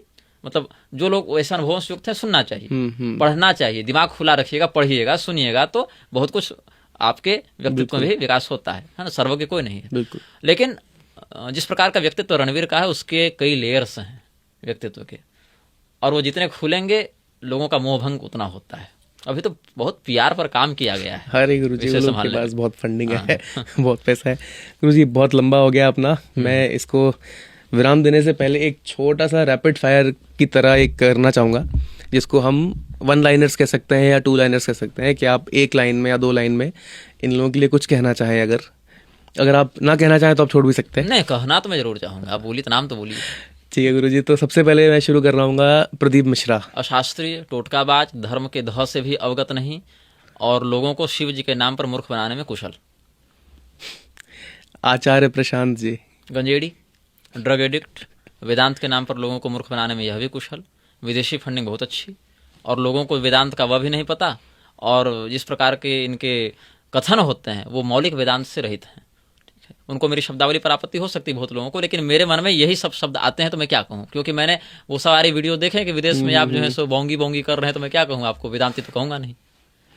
जी गुरु जी। अनिरुद्धाचार्य जी। लोकोपकारी व्यक्तित्व के स्वामी, किंतु अपने व्यक्तित्व की गंभीरता का नाश करने वाले, शास्त्रीय ज्ञान से शून्य, अच्छे मनोरंजक, हठी, कोई बात को कह दें तो अड़े रहने वाले, अच्छा प्रशिक्षण मिलने पर अच्छा कर सकते हैं। प्रेमानंद जी महाराज। हृदय में भक्ति है, लेकिन वह भक्ति शास्त्र ज्ञान से युक्त नहीं है, इसलिए वंध्या है। हमारे शास्त्रों में ज्ञान रहित भक्ति को वंध्या कहा गया है। भक्ति मार्ग में अगर ज्ञान न हो तो उतना नुकसानदेह नहीं है जितना ज्ञान को खंडित करने वाले वक्तव्य नुकसानदेह। ठीक है, आपके पास उस विषय का उसकी जानकारी नहीं, अनुभव नहीं, तो कोई बात नहीं, आप मौन रहिए, लेकिन ये नहीं कहते कभी को मैं जानता नहीं। वो उनको बोलना हर विषय पर है, और जब बोलते हैं तो शास्त्र की मर्यादा क्या कहती है उसका ध्यान नहीं रखते हैं। अगर वो ध्यान रखें तो बहुत अच्छा कर सकते हैं, युवाओं के लिए और अच्छा हो सकता है। गुरुजी, लेकिन इसमें एक चीज है ना कि the world listen to those who speak. जो बोलना जानते हैं दुनिया उनकी सुनती भी है। तो जो बोलते हैं उनका कर्तव्य बनता है ना कि वो क्या बोलते हैं और किस आधार पर बोलते हैं। आप अपना निजी मत अगर धर्म के नाम पर और लोगों को अनुकरणीय रूप में दिखा रहे हैं तो यहाँ तो आपत्ति आएगी ना, अगर वो धर्म के विरुद्ध हो जाए। बिल्कुल। मुरारी बापू। मुसलमानों के प्रस्तावक, हिंदू धर्म के आंतरिक शत्रु, इन्होंने राम कथा के नाम पर अलतकिया को बढ़ावा दिया। शास्त्र की मर्यादा में 1 पैसे श्रद्धा नहीं, विशुद्ध कॉरपोरेट, व्यासपीठ के अनुभवी व्यापारी। विद्या भास्कर जी महाराज। कौरवों के विकर्ण, धर्म का रहस्य जानते हैं, लेकिन संगति में 99 कौरव भाई बैठे हुए हैं। अधर्म का विरोध करना चाहते हैं, करते भी हैं कई बार, लेकिन कई बार चूक भी जाते हैं। जैसे मुरारी के मंच पर चले गए, हमने विरोध भी किया, उन्होंने कहा जाकर कि वहां भी हमने वर्णाश्रम का व्याख्यान किया, लेकिन और अधिक प्रखरता से उनसे हमें उम्मीदें हैं। रामभद्राचार्य। अद्भुत मेधा शक्ति के धनी, कवित्व शक्ति के धनी, अपनी बात को सही सिद्ध करने के लिए नकली श्लोक बनाने में निपुण, काल्पनिक श्लोक बनाकर या उन श्लोकों की काल्पनिक व्याख्या करने में निपुण, राजनेताओं के बड़े निपुण चाटुकार, किसी भी बात का श्रेय स्वयं लेने की प्रवृत्ति, और अपने मूर्ति निर्माण का कारीगर स्वयं। राजनेताओं पे एक सवाल है गुरुजी मेरे दिमाग में, आपसे ये खत्म करने के बाद मैं पूछूंगा। धीरेन्द्र शास्त्री जी। हिंदू धर्म के लिए चिंतित, किंतु वो चिंता कैसे दूर होगी और किस मार्ग से होगी इसका कोई अनुभव नहीं। आरएसएस के एक ऐसे गुलाम जिनको अपनी गुलामी का बोध नहीं है कि उनकी फैन फॉलोइंग का प्रयोग धर्म के विरुद्ध कैसे किया जा रहा है, धर्म के ही नाम पर। निग्रहाचार्य जी। आलसी, ऐसा मैं तो नहीं मानता। नहीं, मैं मानता हूं ना। आलसी, शास्त्र के प्रति बिना समझौते की निष्ठा वाला, अपने जीवन में समय का अपव्यय करने का कम प्रयास करने वाला, भगवान के प्रति श्रद्धा और हर उस शास्त्रज्ञ के प्रति कृतज्ञ और विनम्र जो धर्म के लिए किसी भी व्यक्ति से टकराने के लिए तैयार रहते हैं। अधर्मियों का काल। पूरी शंकराचार्य जी। अनुभवी विद्वान, धर्मनिष्ठ, किंतु परिकरों के व्यामोह में फंसे हुए, उनकी प्रतिभा का जो प्रयोग हो सकता था उस स्तर पर नहीं हो पाया, सिवाय उनके लिखे महनीय ग्रंथों के, जिनको समझने की क्षमता उनके ही शिष्यों में नहीं है कई मामलों में। ओजस्वी वक्ता, दूरदर्शी, किंतु अतिशयोक्तिपूर्ण जीवन, ये अनुभव है। और अभी मुक्तेश्वरानंद जी महाराज। निर्भय वक्ता, किंतु कई मामलों में अपने निजी हितों को ध्यान में रखकर धर्म का पक्ष रखना या मौन रहना, इसका निर्णय करना। धर्म से अधिक राजनीतिक विषयों में रुचि रखना। धर्मशास्त्र का उतना बोध मेरी जानकारी में उनको उस प्रीति से नहीं है जो शंकराचार्य के पद के लिए आवश्यक है। जैसे श्रृंगेरी का जो ब्रांड है या पूरी पीठ का शंकराचार्य जी का अभी जो ब्रांड है ज्ञान में, उनका अध्ययन उतना पुष्ट हमें नहीं लगता शास्त्रीय मामलों में। किंतु अच्छा। अन्य की अपेक्षा मुखर होकर ज्यादा बोलते हैं। बस वो अपने निजी लोगों का विरोध नहीं कर पाते कई मामलों में, और इसका कारण वो स्वयं जानते हैं, और इसका ज्यादा अच्छा परिणाम नहीं है। गुरुजी बाबा रामदेव। योग के नाम पर व्यापारी, धर्म के आंतरिक शत्रु, मोबिलाइजेशन में निपुण, अपनी बातों से पलटने में निपुण, और लोगों को भड़काने में भी कुशल, स्वदेशी के नाम पर या इनके नाम पर। व्यायाम के प्रति लोगों को प्रेरित किया, ये अच्छा किया, किंतु उस एक चीज की आड़ में धर्मशास्त्रों की मर्यादा को पूर्णतया विकृत किया। संन्यास की वैकेंसी निकाल रहे हैं, स्त्रियों से वेद पाठ करा रहे हैं, जो कि उचित नहीं। सदगुरु। भूमाफिया, अवैध प्रकार से धर्म की व्याख्या करना, एक नैष्ठिक फ्रीमेसनरी, भगवान शिव के नाम पर शिव जी के मौलिक शास्त्रीय प्रारूप को विकृत करके सनातन धर्म की मूल धरोहर और अनुसंधान को सनातन से इतर बताना, कि योग सनातन का हिस्सा नहीं है, जैसे ग्रेविटी क्रिश्चियनिटी का हिस्सा नहीं है। ये सब इस प्रकार से लोगों को भ्रमित करना। अच्छे वक्ता किंतु व्यामोहक, ये हमारा चिंतन है। गुरुजी बनाया बहुत अच्छा है उन्होंने। गया नहीं हूँ खैर मैं वहाँ पे कोयम्बटूर उनके ईशा फाउंडेशन पे, लेकिन मैं देखता हूँ ऑनलाइन भी कि बनाया उन्होंने बहुत अच्छा, बहुत बड़ा। कई लोगों ने बोला कि उन्होंने ज़मीन घेर ली, उन जहाँ से जो एलिफेंट कॉरिडोर था उन्होंने टोल्स भी शिफ्ट करा दिए, लेकिन बना तो अच्छा है, लोग काफ़ी तारीफ करते हैं उसकी। विजय माल्या का घर बेंगलोर में कम बढ़िया बना है। बना तो वो भी अच्छा है। और गुरुजी राघवाचार्य जी। शास्त्र के मर्मज्ञ हैं, बोलने से बचते हैं जहां धर्म की बात होगी। अगर स्पष्ट रूप से किसी का विरोध करना हो तो प्रयास करते हैं कि न करना पड़े, लेकिन व्यक्तिगत रूप से जो उनका आचरण है वो कई बार हमें खटकता है, जिसका हम विरोध भी करते हैं, और वो सुधार का प्रयास करने का आश्वासन देते हैं, और व्यक्तिगत जीवन में पालन करने का प्रयास भी करते हैं। विदेश से उनको बहुत ऑफर आए, लेकिन अभी तक नहीं गए हैं। जाने का अवसर मिला, हमको फोन करते थे, बोलते थे कि क्या करूं, धर्म ये कहता है और ऑफर ये कहता है। हमने कहा कि आप चयन जैसा करेंगे वैसा मेरा व्यवहार होगा, और अभी तक वो इन मामलों में धर्म के अनुकूल रहे हैं। अब मुखर होकर कुछ बोल रहे हैं तो हम उनका अभिनंदन भी करते हैं, उम्मीदें हैं उनसे भी। एक बहुत ही कॉन्ट्रोवर्शियल नाम है गुरुजी, आशाराम बापू। देखिए, संयम, ब्रह्मचर्य इत्यादि पर उन्होंने अच्छा काम किया है, ईसाई मिशनरियों के खिलाफ अच्छा काम किया है। वर्तमान केस में जिस मामले को अभी मतलब जिसके कारण वो जेल में है, मेरा व्यक्तिगत अनुभव है कि उस मामले में उनका दोष वैसा नहीं जैसा दिखाया जा रहा है। हाँ, मैं ये नहीं कहता कि आश्रमों में व्यभिचार नहीं होते या आश्रमों में ऐसी अवैध गतिविधियां नहीं होती हैं, लेकिन वो उनकी सहमति से हो रही है कि नहीं, या उसमें उनकी संलिप्तता है कि नहीं, ये तो जांच का विषय है। फिर भी वर्तमान केस में जैसा उनका दोष दिखाया जा रहा है वैसा नहीं है। इसमें बहुत बड़ा हाथ है कि ईसाई मिशनरियों का भी लगता है, किंतु उन्होंने जो सबको प्रणवाधिकार का नाम दे दिया, सबको गुरु दीक्षा देने लगे, आशा रामायण, व्यक्ति पूजा इत्यादि करवाने लगे अपने नाम से रामायण, ये सब गलत है, धर्म विरुद्ध है। लेकिन ब्रह्मचर्य, संयम, नशे से दूर रहो, ये सब कुटेव का सेवन न करो, ये सब मामले में अच्छा काम किए हैं, मिशनरियों के खिलाफ अच्छा किए हैं। तो आप उनको आधा गलत और आधा सही बता रहे हैं? लोक व्यवहार में सही है, धर्म दृष्टि से हमको उचित नहीं जान पड़े। गुरुजी ऐसे ही एक और नाम है नित्यानंद। कौन? कैलासा वाला भगवान? अपना देश ही बना लिया। अरे क्या पौंड्रक है, पौंड्रक है, परम शिव का अवतार स्वयं को बताता है। जोकर है, सुप्रीम पॉन्टिफ ऑफ हिंदू धर्म नहीं है, सुप्रीम जोकर ऑफ हिंदू धर्म है। वो मनोरंजन अच्छा करता है, उसकी अंग्रेजी सुनिए, कभी दिमाग फ्रेश कर देगा, बढ़िया। देखेंगे वीडियोस देखें उनके। और गुरुजी एक नाम और है अवधेशानंद गिरी, जूना अखाड़ा, जूना अखाड़ा। नकली शंकराचार्य बनाने में निपुण, राजनेताओं से अच्छी साठगांठ, कुरान बाइबल वेद को एक बताने वाले सेक्युलर, उनको हम धर्मगुरु में गिनते ही नहीं हैं। अच्छी वाकपटुता है, चकाचौंध में रहते हैं, सन्यासी जीवन के वैराग्य से कोसों दूर हैं, नेताओं के चहेते हैं। और आप किन्नर अखाड़ा पे क्या बोलेंगे फिर? वो तो माफिया है ना, अखाड़ा नहीं है वो माफिया है। असामाजिक तत्वों का ऐसा गिरोह जिसने धर्म का चोला ओढ़ा ताकि लोग उस पर आपत्ति न करें और अच्छी खासी प्रॉपर्टी खड़ी की जा सके। हाँ, गुरुजी एक नाम और है राजेंद्र दास जी महाराज, उन पे क्या है? मंच पर जब तक रहते हैं तब तक शास्त्रीय व्याख्यान करते हैं, मंच से उतरने के बाद मुरारी, रामदेव, मोहन भागवत इत्यादि के अनुकूल हो जाते हैं, उनके अनुगत हो जाते हैं। उन पर शासन करने का व्यक्तित्व नहीं, अपितु अपनी विनम्रता के कारण उनके अधर्म को ही प्रोत्साहित करते देखे जाते हैं। उनसे भी बहुत उम्मीदें थीं, अब नहीं है। क्यों नहीं है? क्योंकि अगर कोई मूर्ख व्यक्ति ऐसा करता तो उसकी उपेक्षा की जा सकती थी। एक ऐसा व्यक्ति जो विनम्रता, सरलता और शास्त्रज्ञता तीनों के लिए प्रसिद्ध हो, अगर उसको हम ऐसे असामाजिक लोगों से मिलते जुलते देखें और उनको योग ऋषि और राष्ट्र ऋषि ऐसे बताते देखें, तो फिर ये आपकी शास्त्रीयता नहीं, आपकी चाटुकारिता होगी और ये आपके व्यक्तित्व की गरिमा का ह्रास है।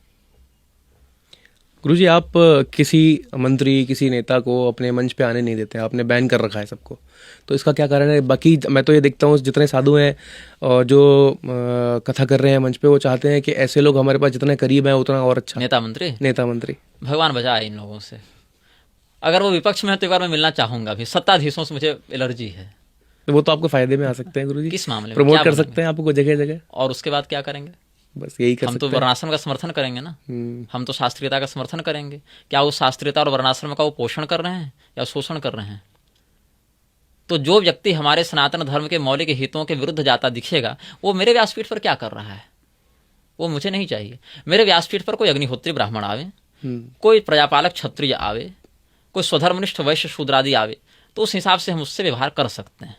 लेकिन या कोई ऐसा व्यक्ति आवे जो किसी शास्त्रीय परंपरा का आचार्य हो, उसका पालन करता हो, तो उसका हम अभिनंदन करते हैं। लेकिन जिनका पूरा जीवन अपने ही लोगों से झूठ बोलते बीते, जो स्वयं में अपने जीवन में अपने आप से प्रवंचना करे, ऐसे व्यक्तियों का हमारे व्यासपीठ पर कोई महत्व नहीं है, चाहे आप किसी भी हो। अब मैंने तो कार्यपालिका, न्यायपालिका, विधायिका सबको यह कर रखा है। और जब आप आए, लेकिन अपनी नेता, मंत्री और जज, मजिस्ट्रेट की पहचान छोड़कर आप हिंदू बनकर आवे ना। नहीं, आपने तो कैटेगरी बना दी नेता और इन सब की, लेकिन अगर मंच कोई पर ना आ सकते हैं, मंच पर जैसे आपका व्याख्यान मेरा प्रारंभ हो गया, मैंने कथा प्रारंभ कर दी है, और उसके बाद आप बीच में आएंगे तो आपका प्रोटोकॉल है कि आप माला चढ़ाएंगे तो आपको महाराज जी 2 शब्द बोले, ये सब नहीं चलता है। आप सनातनी बनकर आवे, सामने बैठें, कथा सुने, जावें। मिलने की बात रही तो कथा मंच पूर्ण होने के बाद आपसे मिल लेंगे, आपकी जो आवश्यकता हो उसको देखेंगे हम। लेकिन इससे आपको कोई विशेष महत्व दिया जाएगा ऐसी बात नहीं है, क्योंकि हमको आपके नेता या जज या वकील या मजिस्ट्रेट होने से कोई मतलब नहीं है। आपकी उपलब्धि हो सकती है, मेरे लिए धार्मिक दृष्टि से उसकी कोई उपयोगिता नहीं है। तो धार्मिक दृष्टि से इनकी उपयोगिता रही, हम उनका अभिनंदन करते हैं और मंच पर चढ़ने पर हम प्रतिबंध करते हैं ऐसे लोगों को। लेकिन अगर कोई अच्छे नेता हैं जो जिनको आप समझें, जिनको आप थोड़ा कैटेगराइज करके थोड़ा सा फिल्टर करें। लेकिन नेता अच्छे नहीं हैं लोकतंत्र में। लोकतंत्र की प्रणाली नेताओं को जो आपको बुलाना चाहे अपना कथा करने के तो लिए, आप नेता बनकर मत बुलाएं, हिंदू बनकर बुलाएं। अच्छा। आपके झंडा, पार्टी का बैनर हमको नहीं दिखना चाहिए कि आप किसके नेता हैं और कहाँ के विधायक हैं और कहाँ के सांसद हैं, उससे हमको कोई मतलब नहीं है। आपके आयोजन में आपका नाम हो, आपका गोत्र हो, आपका कुल हो, आपका वर्ण हो, आपकी पार्टी और आपका पद और आपकी विधानसभा और सांसदीय सीट का नाम ना हो कि हम यहाँ के विधायक हैं। हम विधायक के यहाँ कथा करने नहीं जा रहे, हम एक हिंदू के यहाँ जा रहे हैं और इस हिंदू के कुल गोत्र वंशादि का हमको महत्व चाहिए। उस रूप में अगर आप बुलाते हैं और अगर आपको यह विश्वास है कि आपने जो धन वहां लगाया उस अनुष्ठान में वह न्यायोचित है, किसी गरीब से आपने नहीं लूटा है, तो फिर हम विचार करेंगे आपके यहाँ कथा करने का। नहीं तो आप पड़े रहिए अपने जगह पर। आपके यहाँ जगत गुरु जाए, महामंडलेश्वर जाए, निग्रहाचार्य नहीं जा सकते। गुरुजी आपसे आज जितने देर में आपके साथ रहा, इतना मैंने जितनी चीज़ें आपसे मैंने सीखी, आपके पास समय का इतना अभाव है, फिर भी आप पूरे एक एक मिनट का इतना अच्छा यूटिलाइजेशन करते हैं। और आपने उस समय, आपकी नज़र से मैं कर ले रहा हूँ, अपने नज़र से नहीं कर पा रहा हूँ। गुरुजी इसीलिए आप हम सबसे इतने आगे हैं, क्योंकि नज़र और नज़रिया, मेरा सवाल था, मैं पूछ नहीं पाया कि नज़र और नज़रिया इनमें जो फ़र्क है उस पर अगर आप थोड़ी सी लाइट थ्रो करें तो। दृष्टि और दृष्टिकोण, ये तत्सम भाषा में यही कहेंगे। नज़र नज़रिया को दृष्टि और दृष्टिकोण। दृष्टि सबकी एक जैसी हो सकती है, दृष्टिकोण अलग अलग हो सकते हैं। हमने हाथी को देखा, हमने एक दृष्टि डाली। हर व्यक्ति अपनी जगह से दृष्टि डाल रहा है, लेकिन उसका वर्णन हम अपने दृष्टिकोण के आधार पर करेंगे। तो शास्त्र के प्रति दृष्टि आर्य समाजियों की भी है, गायत्री परिवार की भी है, शंकराचार्यों की भी है, रामानुजाचार्यों की भी है, हमारी भी है। दृष्टिकोण के आधार पर उसकी व्याख्या बदलती है। तो उसमें कम से कम जो आस्तिक मतावलंबी सनातनी संप्रदायोक्त आचार्य हैं उनमें तो कोई मतभेद वैसा है नहीं। कुछ दार्शनिक बिंदुओं को हटा दें तो मौलिक विषय पर तो सब एक मत है, शेष का भिन्न है। तो जो दृष्टिकोण शास्त्र के अनुकूल हो, दृष्टि तो सबकी शास्त्र पर है, किंतु उसमें जो दृष्टिकोण शास्त्र के मौलिक परंपरा और शास्त्रीय संप्रदायोक्त रीति से अनुकूल हो उनका ग्रहण करना चाहिए, शेष का परित्याग करना चाहिए। और यही बात तैत्तरीय उपनिषद की शिक्षावली में लोगों के लिए वेद का निर्देश भी है। गुरुजी मुझे बहुत अच्छा लगा आज आपके साथ बात करके। जिस तरह आपने सारे प्रश्नों का उत्तर दिया, जितने साधारण तरीके से आपने इतनी बड़ी बड़ी बातें लोगों को समझा दी, खासतौर से मुझे पर्सनली बहुत समझ में आई। अच्छा, मेरे विषय में ये है ना कि लोगों को लगता है कि मैं बड़ा उग्र हूँ और बड़ा क्रोधी हूँ और ऑन कैमरा में बड़ा भड़कता हूँ, लेकिन आज लगता है कैमरा ऑन होने के बाद भी मैं ज़्यादा नहीं भड़का। नहीं, अरे गुरुजी मैं तो आपके साथ सुबह से हूँ, मैं देख रहा हूँ आपको कि आप किस तरह आप कितने हंसमुख हैं, आप कितने जोक्स क्रैक करते हैं, आप कितनी इंग्लिश में बात करते हैं, आपको हर चीज़ की तो नॉलेज है। इंग्लिश में बात इसीलिए करना पड़ता है कई बार क्योंकि तत्सम शब्दावली संस्कृत के लोग नहीं समझ पाते। आज जो हमने व्याख्यान दिया वो तत्सम शब्दावली में थी। कई बार अपनी बात को समझाने के लिए कुछ प्रचलित रूढ़ शब्दों का, यौगिक शब्दों का, देशज शब्दों का प्रयोग करना पड़ता है और आधुनिक पीढ़ी को थोड़ा बहुत अगर उन शब्दों का हम नहीं बताएंगे तो वो मेरे विषय को नहीं समझ पाएंगे। धीरे धीरे उनका स्तर बढ़ाकर तत्सम की ओर ले जाएंगे। इंटरेस्ट भी ग्रैब करना जरूरी है। अब सीधे किसी को अगर करपात्री स्वामी जी का भाष्य पढ़ा दिया जाए तो नहीं समझ आएगा। गुरुजी मैं आपको बहुत बहुत धन्यवाद देना चाहूँगा और आपका आशीर्वाद हम सब पे ऐसे ही बना रहे।